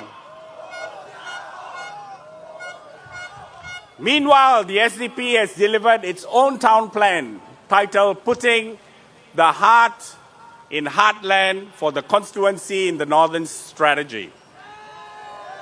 The town plan is a people-centered blueprint shaped by the voices of you, the Sembawang residents, aimed at building an inclusive, accessible, and connected community. It prioritizes key improvements like more seating for seniors and lifts on overhead bridges, while also creating support system for youths and plans to protect the environment, animal, and wildlife. The SDP will also convene regular town halls in areas under the SDP's Northern Strategy to ensure ongoing public input and alignment. But when we mention town hall, PAP Sembawang West SMC candidate Poli Sun mocks our town halls. She calls them political theater. What this really means is how far removed the PAP is from the basic idea of democracy. To them, public participation sounds alien, something unnecessary or even threatening to them. It also shows that the PAP can only see open, honest public consultation efforts as political stunts because they do not see the use in talking to you and us as residents. But to us in the SDP, town halls are about real engagement. Town halls bring people together publicly so problems can be discussed collectively. We plan to hold such town halls in Sembawang and other constituencies in our northern strategy regularly. At every town hall, we will engage with the people. That is accountability. We know the PAP rejects this approach, and that is exactly the difference between the PAP and the SDP. But let's move to healthcare. Ong Ye Kung is a health minister with no medical background, propping himself up over civil servants at the health ministry, talking down to the very people he's meant to serve. Over the years, the PAP has built a system so complex, MediSave, MediShield, aggressive means testing, and stringent subsidies. All this while he fails to keep healthcare prices in check, punishing Singaporeans for not being able to afford private options themselves. The SDP proposes a single-payer universal health model, one that removes unnecessary administrative waste, eliminates duplication caused by the multi-cluster system, and puts money directly into care, not into bureaucracy. At the same time, we will push for lowering healthcare costs. Meanwhile, and here this is interesting, across a whole week of campaigning, Ong Ye Kung has not presented a single new health idea, only recycling the PAP's tired party lines and political posturing. Ong Ye Kung has no cogent argument apart from spouting out a bunch of convoluted statements. On the other hand, the SDP has launched a detailed policy brief nationalizing mental health care. In addition to National Healthcare Policy Platform that seeks to address the root causes of the mental health crisis, together with increasing support for those with mental health conditions. Our proposal is to bring mental health care centrally as a critical component of Singapore's National Health Plan. This is the kind of initiative that SDP MPs are capable of bringing to Parliament.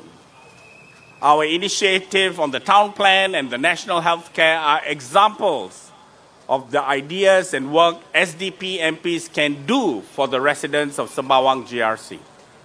That's why we are fielding not only passionate candidates, but also candidates of caliber with sound policy-oriented ideas and who are ready to serve. Let's talk about housing. Ong Ye Kung insists that removing land costs from new BTO flats will cheapen new flats but will damage resale value. Ong Ye Kung is out of touch and has not got his facts right, as my colleagues have pointed out. Not all young people are thinking about the resale value of flats. If your first flat is priced out of reach, then what good is the resale market? Young people want affordable housing, want to start families, and do not want to worry about costs and expenditures. Increasingly, for young people, a home is a place to live, not just to be a stock to flip down the line. We propose a non-open market scheme that prices HDB flats for their construction and administration costs and allows HDB buybacks not to rob value but to restore excess, to restore the original core value of having an HDB flat scheme in the first place. For young Singaporeans, what matters most is affordable housing to start their independent lives. In short, in this election campaign, Ong Ye Kung has nothing substantive to offer. And in this vacuum of ideas, he continues to attack the opposition and bully the voters to vote for him and the PAP, all the while downplaying the problems, eating away at Singaporeans or denying them altogether. Ong Ye Kung is a great example of the type of politician the PAP grooms and props up. Singaporeans don't want PAP MPs who will speak down to them condescendingly. When voters reject such PAP candidates in one constituency, the PAP parachutes them into another redrawn constituency, hoping that a weak political contender there will let them through with the free pass. Well, not this time in Sembawang. This time, it's a face-off with the SDP, vote for SDP, vote for SDP MPs, give us a clear mandate of 50.1% or more.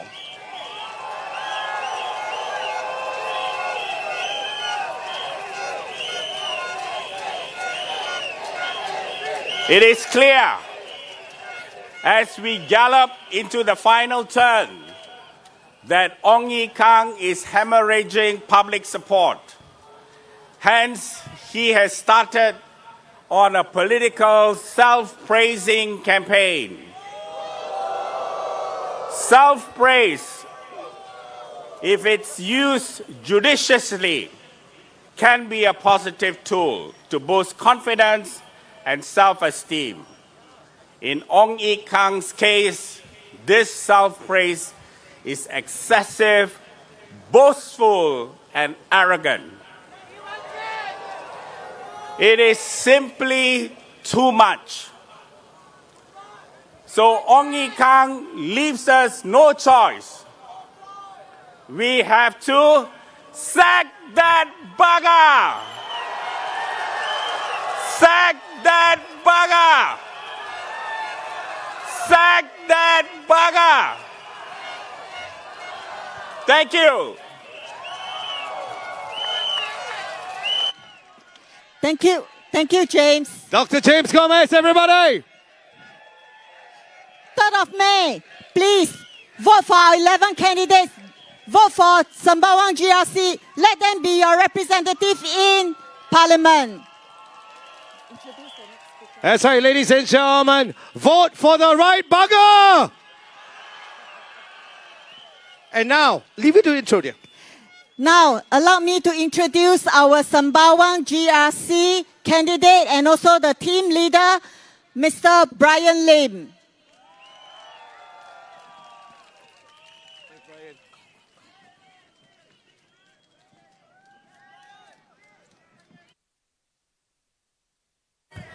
Can the people at the back hear me? Good. Dear voters of Sembawang GRC, and supporters of the SDP, let me hear you roar!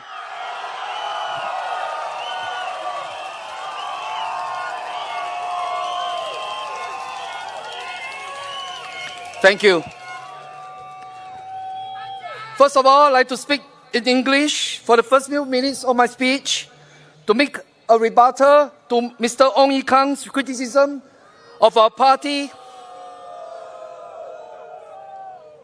in his speech at this very venue 2 days ago.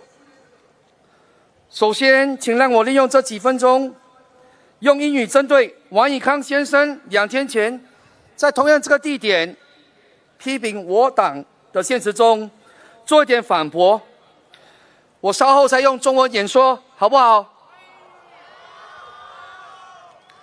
My friends, I would like to quote Mr. Ong Ye Kung from Chao Bao's online article printed on 29th April at 1:25 a.m. He said, the opposition, and obviously he's referring to the SDP, is good at proposing radical policies, while the PAP has been more pragmatic after years in power, and the policies it implements are all well thought out.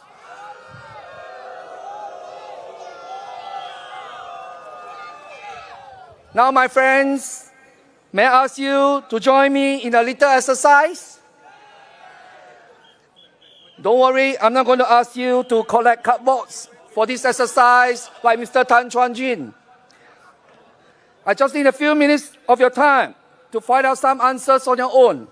Is that all right with you? Firstly, I would like you to take out your mobile phone. Has everyone done that? For the viewers at home, please join us in this exercise. Secondly, please go to any browser, for example, Google. I want you to type ChatGPT. You have the ChatGPT app. Please open it up. Are you done? Some uncles and aunties may be struggling at this stage. So for those who are tech savvy, can you please help them? All right, is everyone ready? Okay. Now, I want you to type these words in the ChatGPT query box and repeat after me as you type so that the whole of Sembawang can hear you. Repeat after me, all right? How many SDP policies with the PAP copy and adopt in the last 30 years? Have you typed that? Okay. Okay, don't press the submit button yet because I'd like everyone to do it together. Right, are you done? Okay. Is everyone ready? Okay, let's press the submit button now. What do you see? Do you see the list of so-called radical SDP policies which the pragmatic PAP government has copied and adopted? Do you see that? Okay, my friends, I need a small favor from you. Can you please show this to Mr. Ong if you happen to see him tomorrow during his walkabouts or house visits? Can you do it?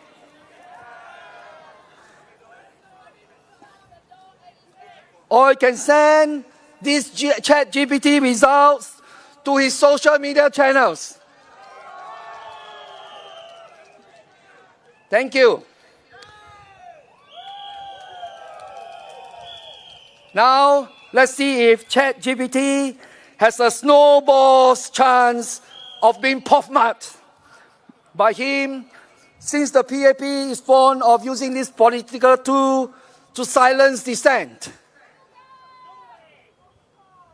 My friends, you can continue to play around with ChatGPT and ask questions like, Is Shamughan's garden bigger than my house?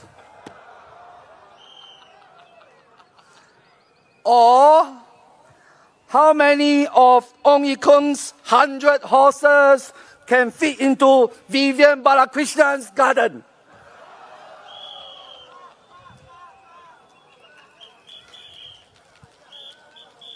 But please, my friends, please do this only after the rally, or Dr. Paul and Dr. Chi is going to box my ears later when you don't pay attention to their speeches, okay?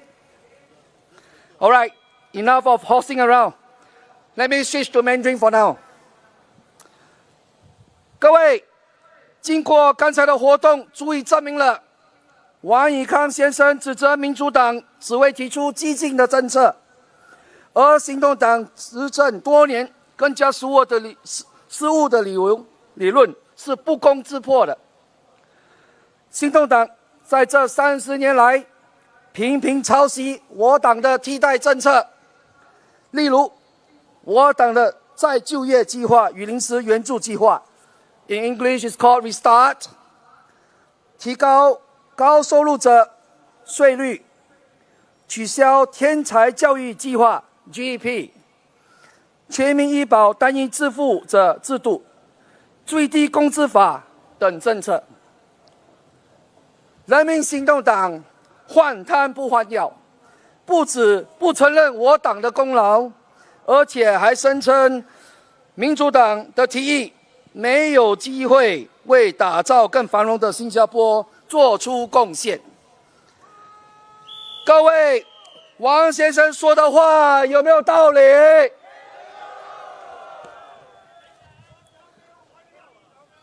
王以康先生还说，新加坡民主党效仿了另一个反对党的做法，提议将土地成本从主屋的价格中剔除。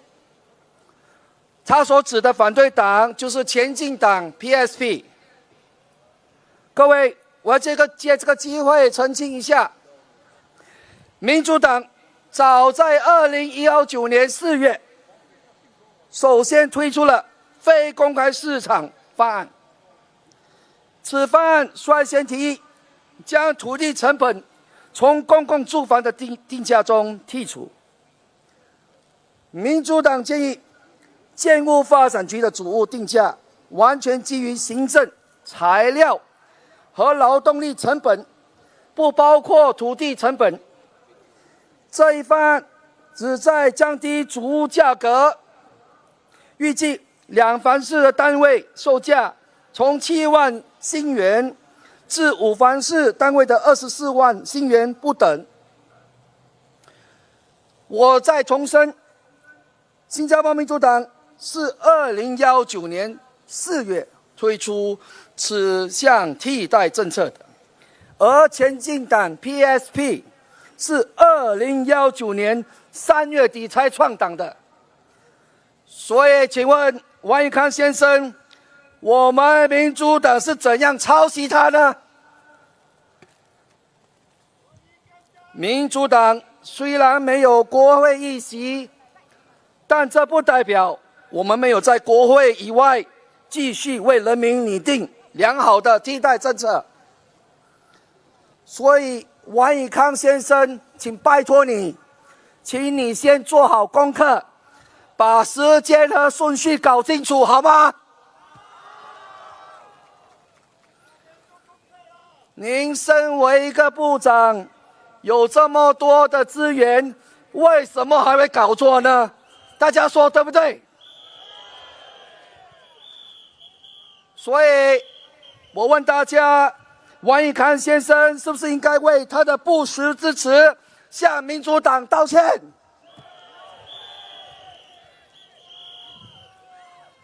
王以康先生还说，取消本地成本会影响转售价。各位亲爱的朋友，你们自己看看，一个当部长的，不是先在乎大家是否有个家，特别是为我们的年轻族群，而是先在乎是否大家能在房地产这一块捞一笔。王以康先生似乎忘了新加坡建筑发展局的使命。那小弟借这个机会再次重申发展局它的使命。发展局说，我们要提供负担得起的高质量住房和良好的居住环境，让社区蓬勃发展。请问各位有听到建筑发展局的使命是叫大家买公共住房转售捞一笔吗？有吗？各位，政府主屋乃家之本，不是用来当股票、当赌注、用来牟利的工具。数据显示，2013年一间4房式主屋价格28万，现在已经叫价65万，整整升了1倍之多。各位，那么我们的下一代该如何是好？我请问大家，不住在政府主屋的王先生，能不能了解年轻人在住房这方面的担忧呢？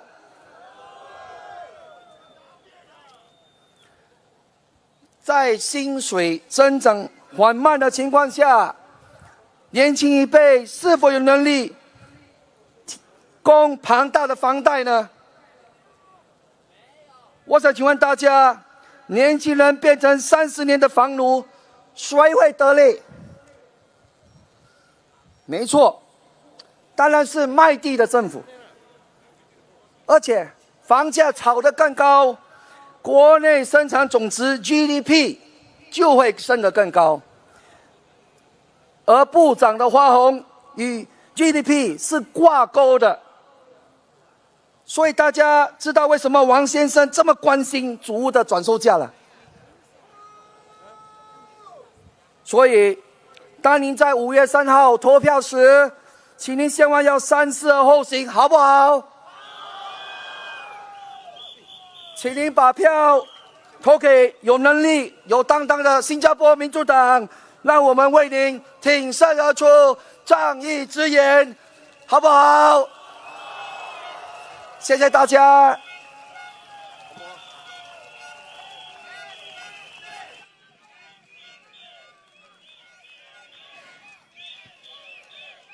Thank you, Bernard. I would like to remind our voters, your vote is secret. So come 3rd of May, go to the poll, vote for us, vote for SDP, and let our 11 candidates be your voice in Parliament.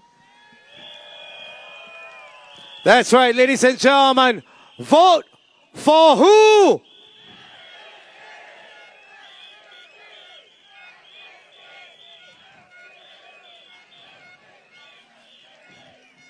And now for the moment that you all are waiting for. All right, ladies and gentlemen, we are going to have a session together right now. All right? We are going to bring, and it's there. It's a matter of fact, ladies and gentlemen. The moment a lot of you are waiting for. We are going to bring, as you would say, I mean, there's no other way to put it. We're going to bring our balls. Everybody shout, SD. SDP. That's right, we got the iron in us, ladies and gentlemen. The iron in us right here. For those holding the flag, please lower it down so that we That's don't right, puncture bounce it up, everybody. Keep the balls rolling. Louder, everybody. SDP, SDP, SDP, SDP. Everybody roar! SDP, SDP. Let them show us who we are. While you're passing the ball around, 居民们 SDP roll！ 居民们记得5月3号，请投我们新加坡民主党一票，把我们的11位候选人送入国会。You are the people, ladies and gentlemen. You are the iron, ladies and gentlemen. And they will be the voices of you. Who do we vote for?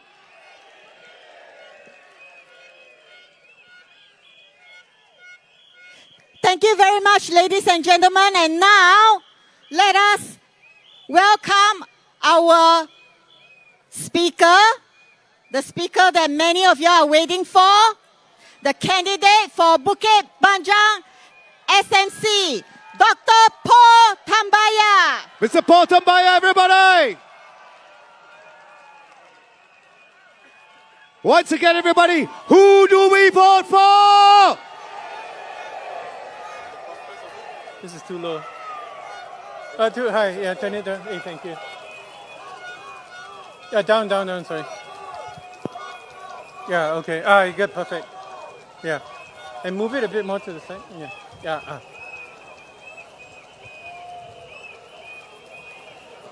Dear residents of Sembawang,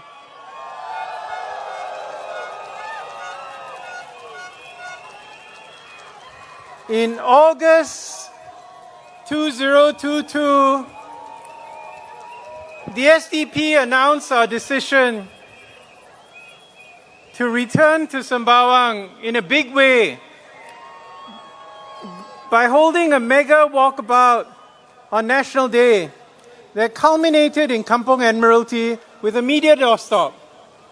It got quite a bit of coverage, but soon after that, I was at a medical function where the guest of honor was Mr. Ong Yi Kang.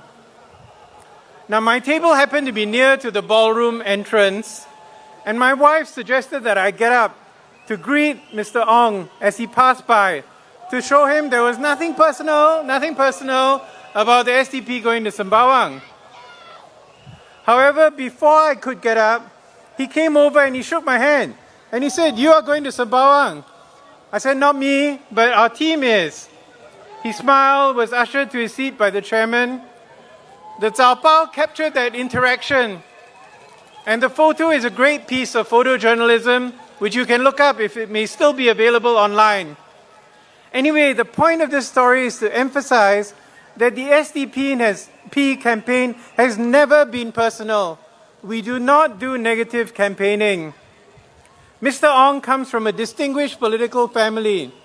His father, Mr. Ong Lian Teng, won the Bukit Panjang constituency for the opposition, Barisan Socialists, in the general election of 1963 with 46.45% of the vote, just a little more than I had, against the incumbent PAP MP, Mr. Lee Kun Choi, in a four-cornered fight.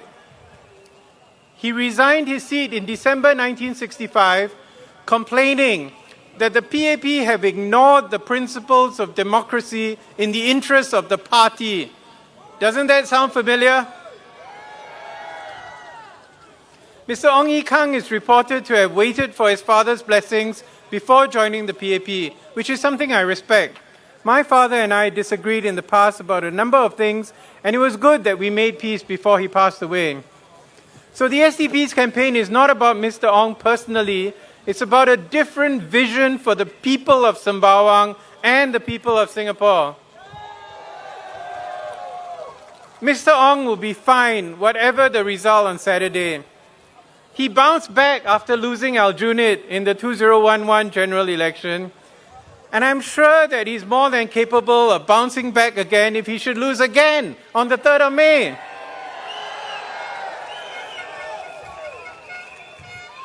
So vote for a better Singapore and don't worry about our talented PAP ministers. Now, over the last few days in these rallies, I've gone over the SDP's manifesto, which is built around our campaign slogan, Thrive. We envision a Singapore where every citizen, and not just the rich who live in 249,000 square foot properties, can thrive. For them, Singapore is a great place to thrive. The wealthy send their children to expensive preschools, spend thousands of dollars in tuition so they can ace their PSLE, get into an independent school, get sports coaching so they can excel in their CCA, then go to Harvard or Stanford and come back to run their father's business. This is, in Singapore terms, a true representation of meritocracy, as the ad goes.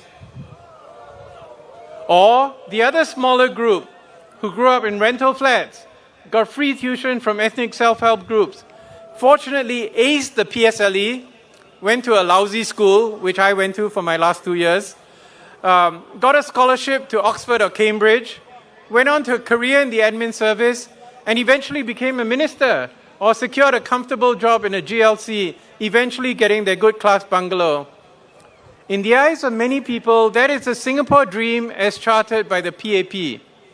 And we do not deny that there are some people thriving in Singapore today.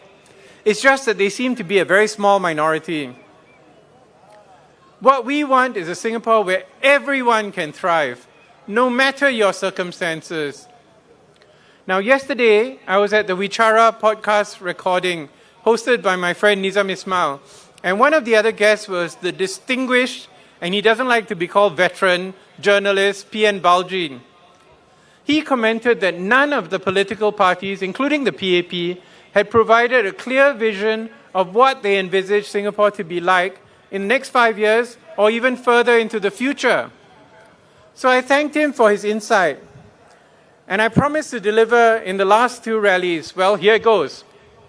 Now, hear this. So if you elect SDP MPs in Parliament, you can be assured, even though there'll be a maximum of 11, in the best case scenario, we will still hold the government accountable if they fall short of our vision for Singapore.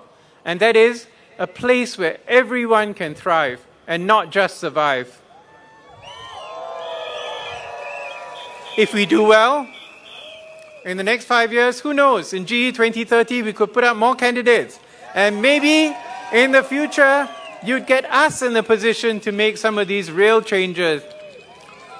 In the meantime, as an opposition party in Parliament, we'll do our job to present alternatives, to identify gaps in the current system, and to work to bring government actions closer to the people, rather than what makes the elite happy.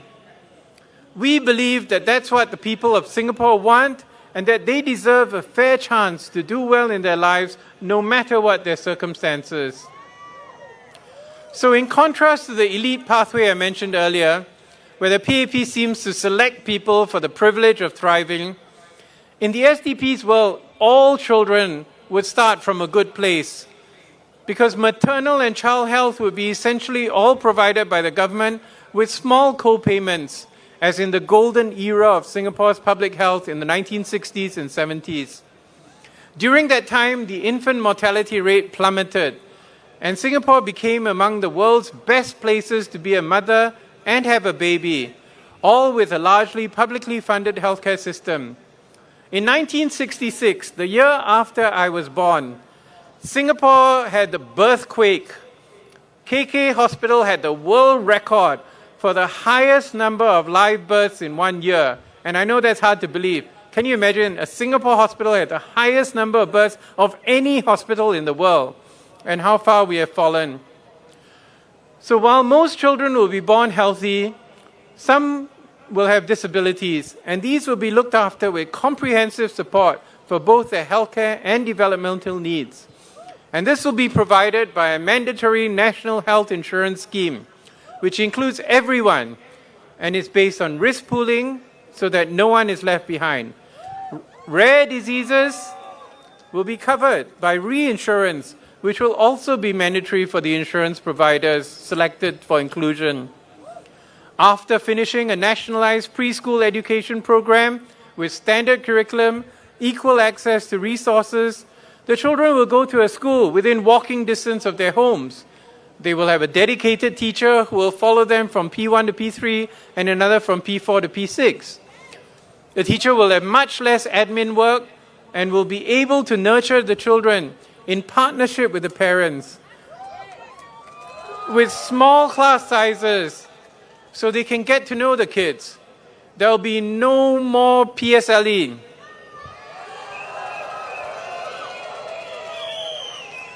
So the kids can go to programs that suit their needs and their interests, rather than have their futures determined by achievement levels in one single high-stakes exam. For those who are academically inclined, this will go all the way up to the 12th year of school.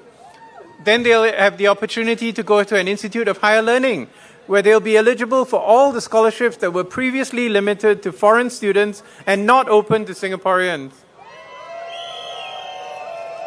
Once they graduate, they'd be able to compete fairly for jobs with their compatriots and have their basic rights as workers protected, including a living wage.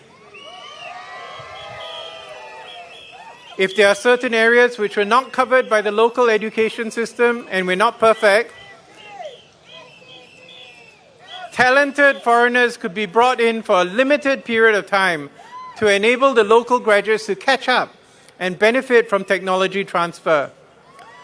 They will be encouraged to join small and medium-sized enterprises, which would benefit from government grants and programs to allow them to compete with large multinational companies. And they would be encouraged to start a family by housing grants, preferential allocation of housing, and they could choose open market or non-open market flats depending on their long-term financial plans. They would be able to pay off their mortgages within a relatively short period of time, as the cost of the flats would not include land costs. They would be free to pursue the arts and culture, either in their spare time or if they choose to as a career. Singapore will once again be a regional hub of the film industry, like in the days of Cathay Christ. Our sports teams will be world-class, like our hockey team, which made it to the Melbourne Olympics in 1956. Or our badminton teams, which repeatedly won the Thomas Cup.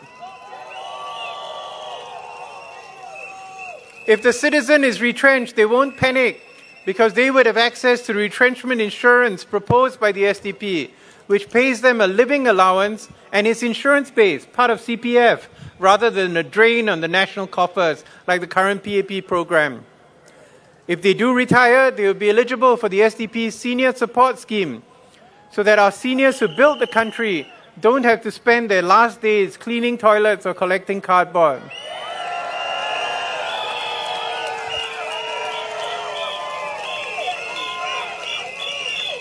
Now, I know that this sounds like a kind of utopia, but it is all eminently achievable.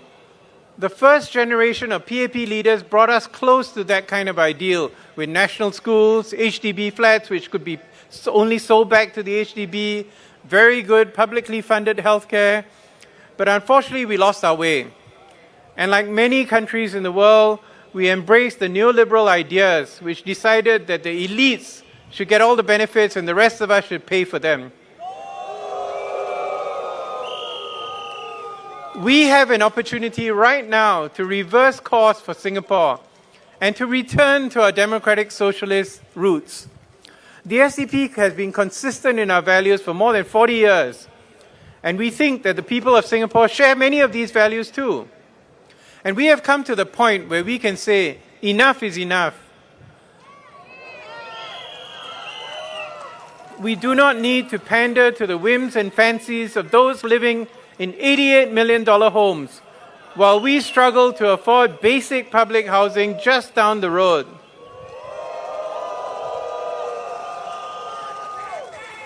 We have been very heartened by the responses from the people we have met over the years, and in particular in the last few days.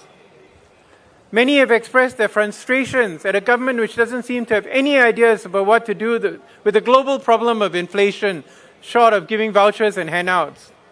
You know, the minister said they take a chicken wing but give a whole chicken, but we're not fooled. We can see with our eyes what's really happening. But having said that, one issue which does come up is the $1 meal. These meals are very popular. And in fact, just this afternoon, a resident of Bukit Panjang told us that he voted us in GE2020 but he said that the current MP organized these $1 meals from more than a year ago. And he showed me a very colorful brochure where he checked off every month as he got his $1 meal for his month. He also mentioned the HDB's home improvement program. And I told him the money for those programs came from him and all Singaporeans as taxpayers. And the works of the HDB and the People's Association will continue regardless of who he voted for on Saturday. He seemed somewhat skeptical. And at the end of the visit, he said, you know, I like you, but those $1 meals did make a difference to me and my fellow citizens. I took his point. So I did some research. As far as we can tell, the funding has been provided by the People's Association, which is chaired by the Prime Minister. But while we may not have access to these funds right now, we are confident that we can find some other way to fund this project or a better project. Perhaps, as residents told us, using some funds generated from merchants' associations or other creative solutions. Or perhaps the PA may actually see the light and respect the will of the voters and appoint the elected MPs as grassroots advisor, regardless of who is elected MP this Saturday.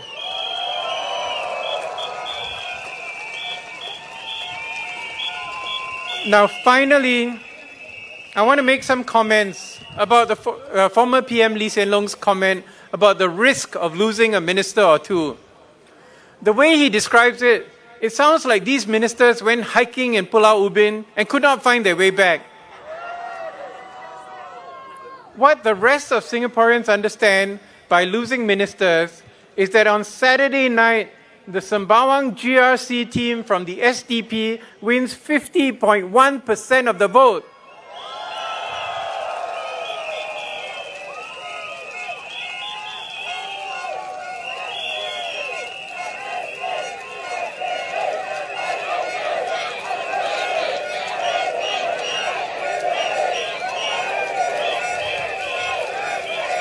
So what that means is that you, the people of Sembawang and the other constituencies, have decided the ministers cannot make it.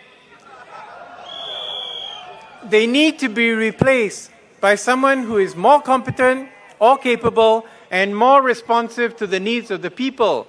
And that's what democracy is all about. If the PAP is so badly hit by the loss of these 3 or 4 individuals that they cannot function as a government, then that is a real concern for Singaporeans. Have we really put our trust in recent years in a team with so little bench depth? That is a powerful reason to elect more opposition MPs this time, so they can go head-to-head with the current PAP MPs, and you can see who can do a better job for Singaporeans.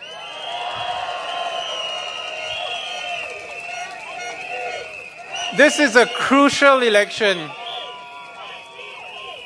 and the power is in your hands. Do vote without fear. Vote for change. Vote for a Singapore where everyone can thrive. Vote for the SDP.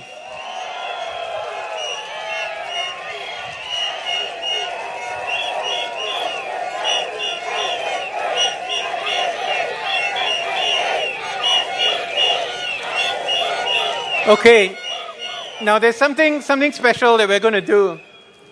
So before I go off, I want to recognize an individual who embodies the values of courage, conscience, speaking out for those without a voice, and who has really gone there in the field, been there.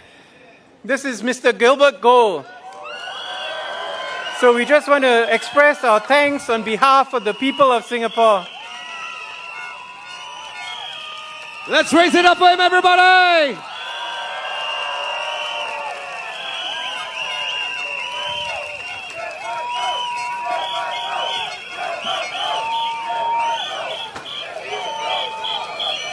Thank you, Gilbert. On behalf of the people of Singapore and any and all of humanity, thank you very much, all of you.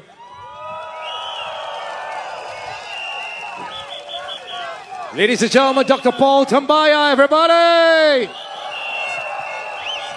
Ladies and gentlemen, does Dr. Paul deserve to be in Parliament? Bukit Panjang residents, where are you?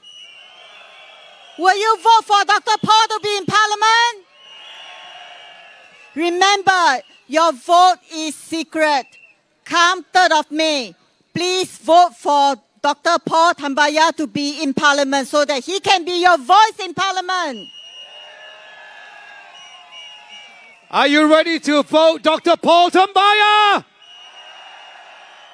5月3号，记得投我们新加坡民主党一票，记得投 Dr. Paul 一票，让他把他送入国会，让他在国会替你们发言。记得你们的投票是秘密的，勇敢的投他一票，投我们的11位候选人进入国会，把他们送入国会，说的他们可以在国会替你们发言。And now, ladies and gentlemen, right here, let us invite. If we are ready, raise your flags, ladies and gentlemen. Raise it all. I want them to see it all, guys. Raise it all even more, ladies and gentlemen, right now. As we bring him on, ladies and gentlemen, right here. Are you ready? Ladies and gentlemen, Dr. Chi Soon Chuan.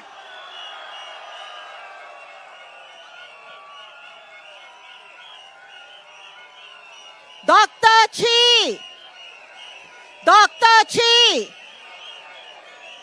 Dr. Chi is the candidate for Sembawang West SMC.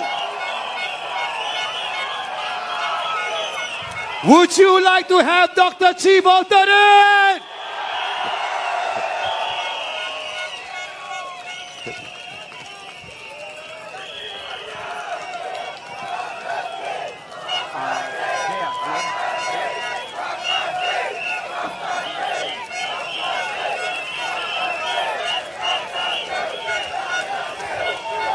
Oh my goodness.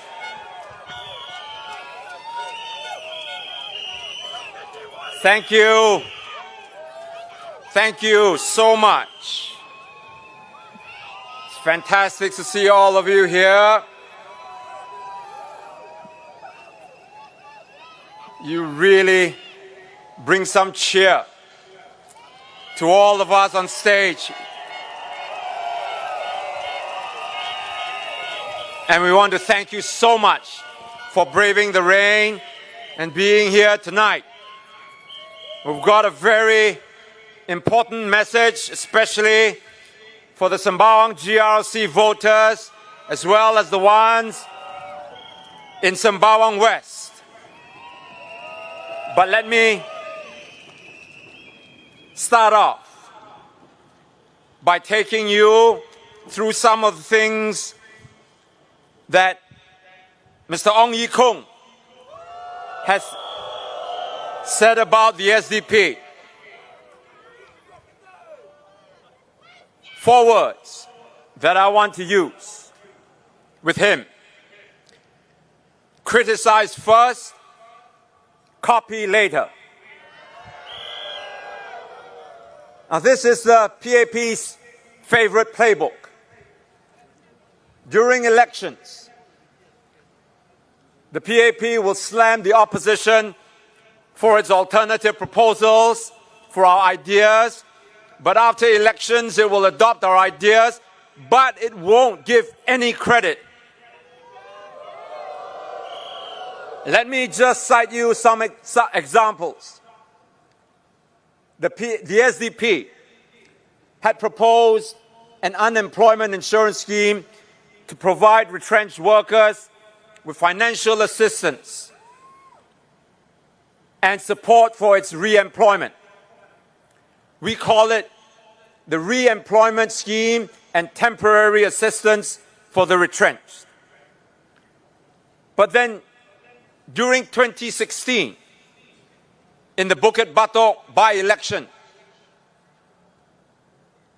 Mr. Tharman, who was at that time Deputy Prime Minister before he became President, accused the SDP of pushing for populist policies, whose idea would be costly. He slammed the SDP, saying, "Don't bluff people." 8 years later, Mr. Lawrence Wong announced that the PAP would implement just such a scheme and called it the Skills Future Job Seeker Support Scheme. Same thing, different name. That's all.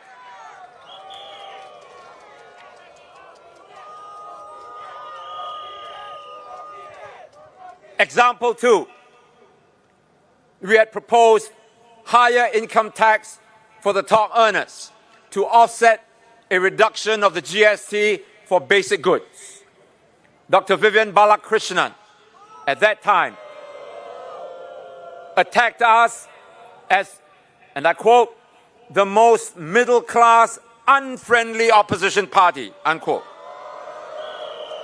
But then in 2015, the PAP raised income taxes for the top 5% of earners. Example 3. The SDP had proposed a minimum wage policy as early as 2001. Now, back then, Manpower Minister Lim Swee Say rejected the idea, saying that such a policy would erode Singapore's competitiveness. Then in 2012, the PAP introduced the progressive wage model, which is similar to our proposal. It just set the minimum wage of $1,000 for low-income workers in selected sectors. And these are all reported in the media. It's there for all to see. There are many other examples, which I don't have time to mention. And now, in this election, Mr. Ong Ye Kung is doing the same thing. He is criticizing our policies and asking, where is the money going to come from? He said that our healthcare proposal that would lower medical and hospitalization costs for our seniors sounds so easy and good. But it is fake, he said. It sounds familiar, doesn't it? So may I remind you of Mr. Tharman, Dr. Balakrishnan, and Mr. Lim Swee Say. First, they criticize. Then they copy.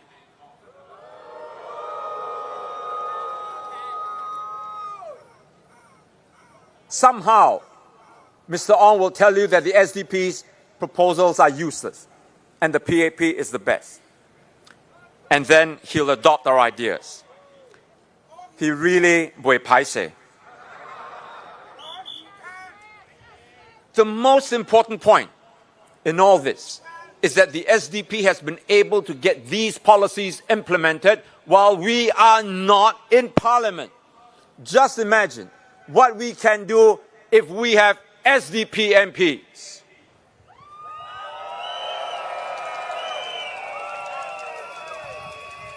Now, in this election, we have laid out a bold, clear policies, all aligned with our bigger vision. Imagine a Singapore where happiness and well-being are the goals, not GDP growth at all costs. Where success is not measured by how many foreign billionaires we can attract, but by how secure and supported every Singaporean feels. Where we don't have the elderly chasing cleaning tables just to survive. Where the poor are not homeless and hungry. Where mental health is a national priority, not an afterthought. Where our economy values human dignity and our government listens and responds, not just during elections. This is not a fantasy. It's a future we can build together. Now look at Finland, a nation of just 5.5 million people, consistently ranked as the happiest country in the world. And what about us, Singapore? We are ranked 35. Now, what do Finnish people mean when they say they are happy? To them, happiness doesn't mean more nights at karaoke, singing and drinking, or going to shopping malls.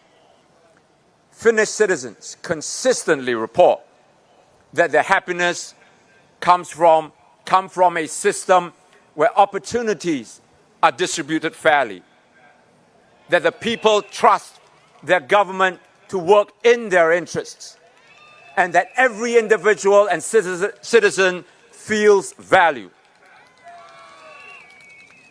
Now, Singapore can move in this direction. We must. We can expand social safety nets, provide universal health care, reform education to nurture critical thinkers, reduce inequality, and open up policies to be more transparent and responsive. That is the SDP's vision. That is the path to a truly thriving Singapore, one where our people are secure and happy.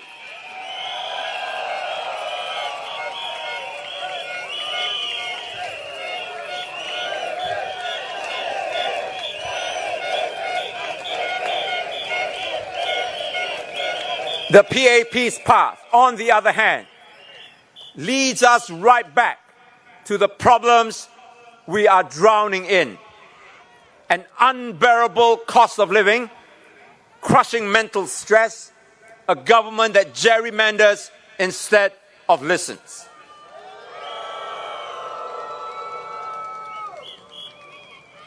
We are offering you an alternative, my fellow Singaporeans, voters of Sembawang West and Sembawang GRC, Marsiling UT and Bukit Panjang. A real, credible, visionary alternative. We ask for your support so that we can begin building it together with you.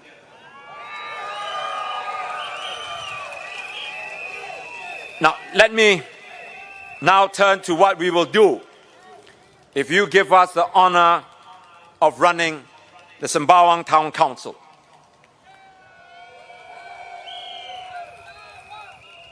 Back in 2015, 10 years ago, we published a detailed Town Council management plan. It outlines what we will do in our first 30 days and then in the first 100 days of us taking over the Town Council. You can track our performance because we believe in accountability. And we will set up robust financial systems, estate management protocols, procurement safeguards, community support systems, and an IT infrastructure.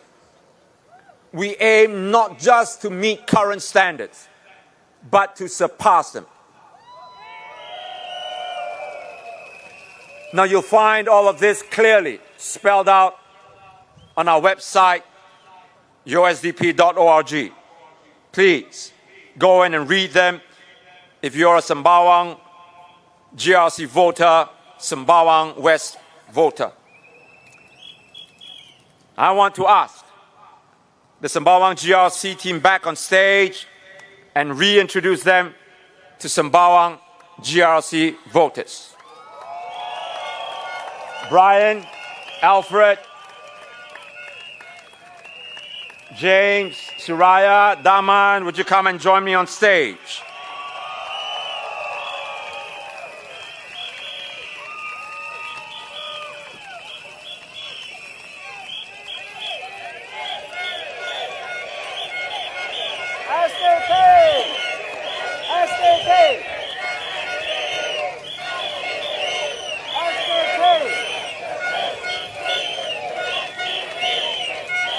Brian Lim is currently Assistant Director in a major government hospital. Isn't this what you always hear about PAP candidates? Director of this, director of that? Well, the SDP has just such a candidate too. And you can count on Brian to expertly manage the Sembawang Town Council.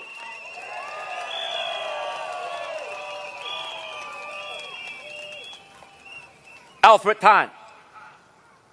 Alfred hails from the same alma mater as me, ACS. I think you're a few years my junior. But like all good ACS boys, Alfred is an entrepreneur with decades of leadership experience in international banking, corporate finance, and business management. Not just in Singapore, but all over across in Asia. Now, Alfred will oversee the finance department if and when we take control of the Sembawang Town Council. Then there is Dr. James Gomez. Dr. Gomez is a political scientist and regional director of the Asia Center, which is a think tank of political studies in Asia. Now, James, if you don't already know, was named on the list of Asia's 50 most powerful communicators by Asia Week in 2001. He will guide the town council's policy and strategic planning.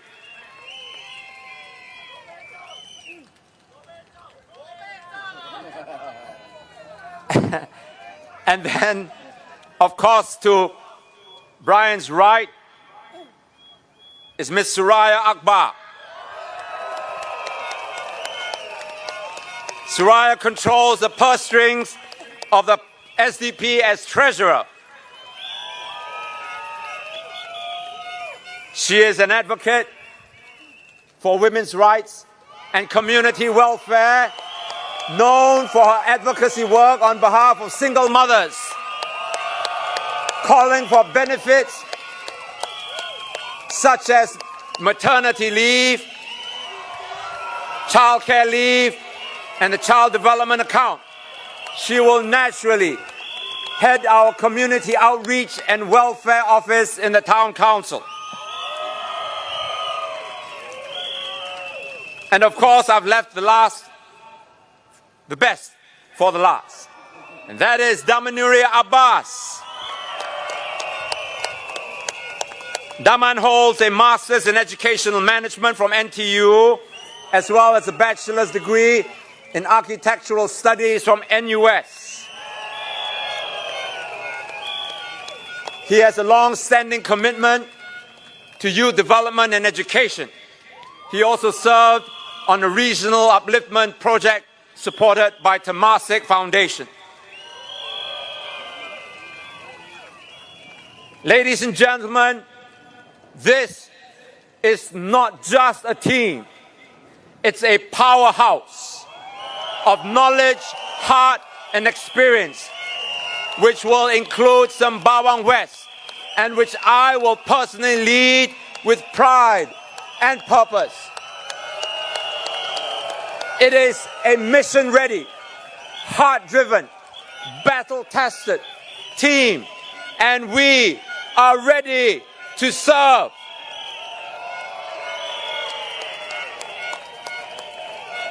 Sembawang voters, I ask you to compare not just slogans, but substance. Not just promises, but people. And when you do, compare them with a slate of PAP candidates, I believe that choice is clear.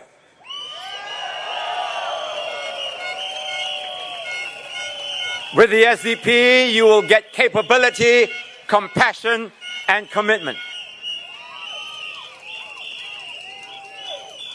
As I promised you,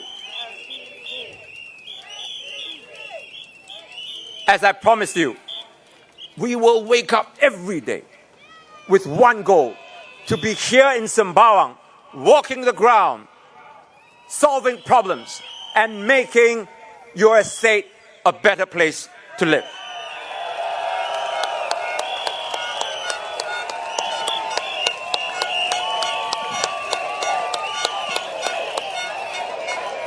We will meet you, sit with you, and more importantly, listen to you. We will do this through regular Meet the People sessions and open town hall dialogues. All this we will do to see how we can better represent you in Parliament.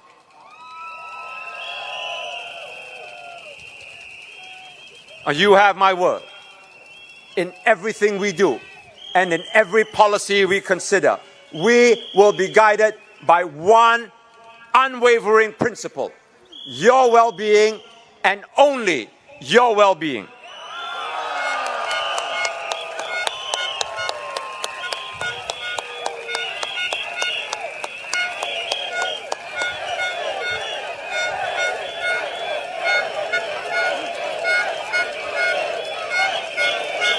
So this Saturday, when you step into the voting booth, do it with pride, with purpose, and with hope in your heart.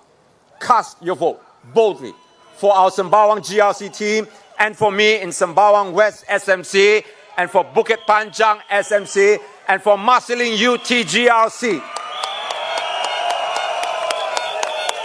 Let's make these constituencies shine. And let's make our country proud. Vote SDP. Thank you, everybody. Thank you so much. And good night.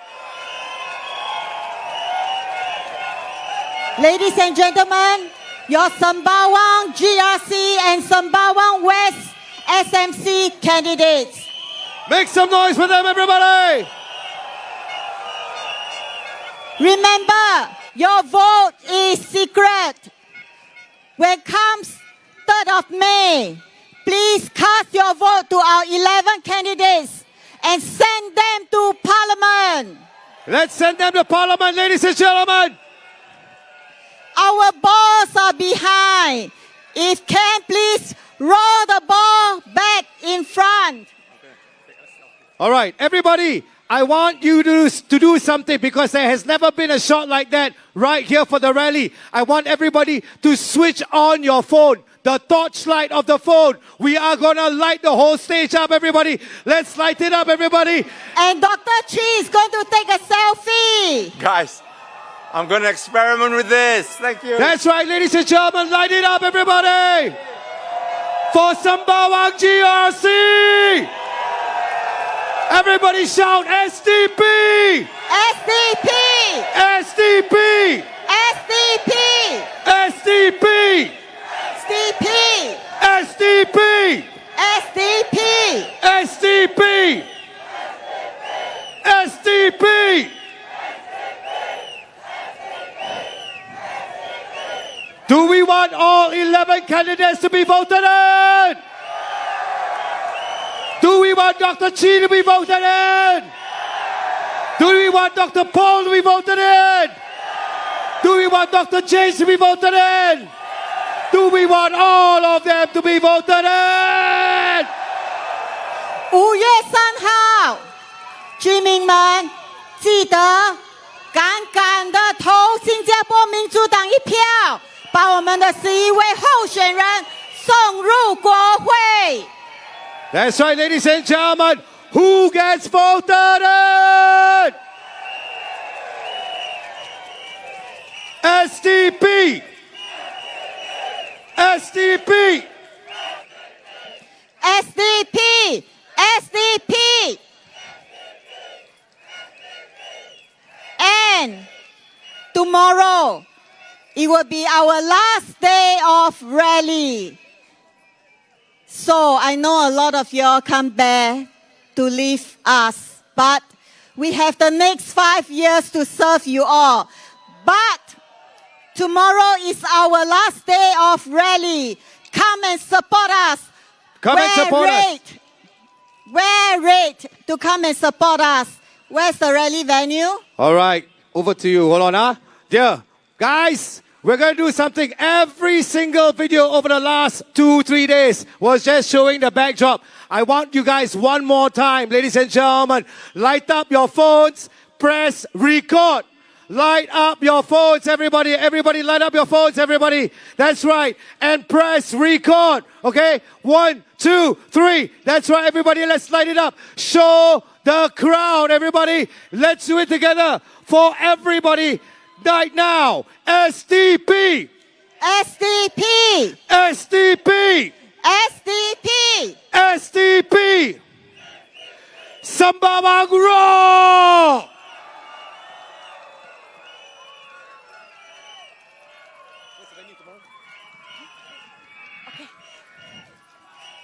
Okay, let me announce our last rally will be Sembawang West SMC. It will be at Evergreen Primary School, the one that we went the other day. So come and join us. Wear red so that we can see a sea of red.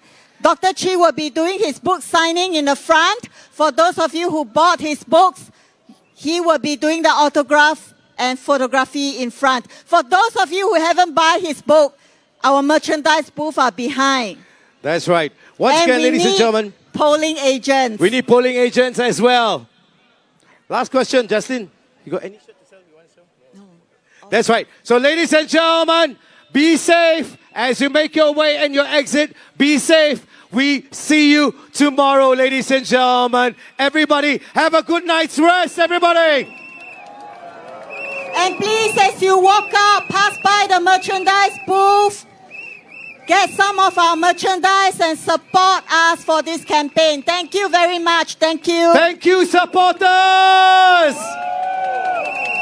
Thank you, our media team. Thank you, our men in blue. Thank you to all our volunteers, whether they are here or their office, working very hard for all of us. Thank you very much.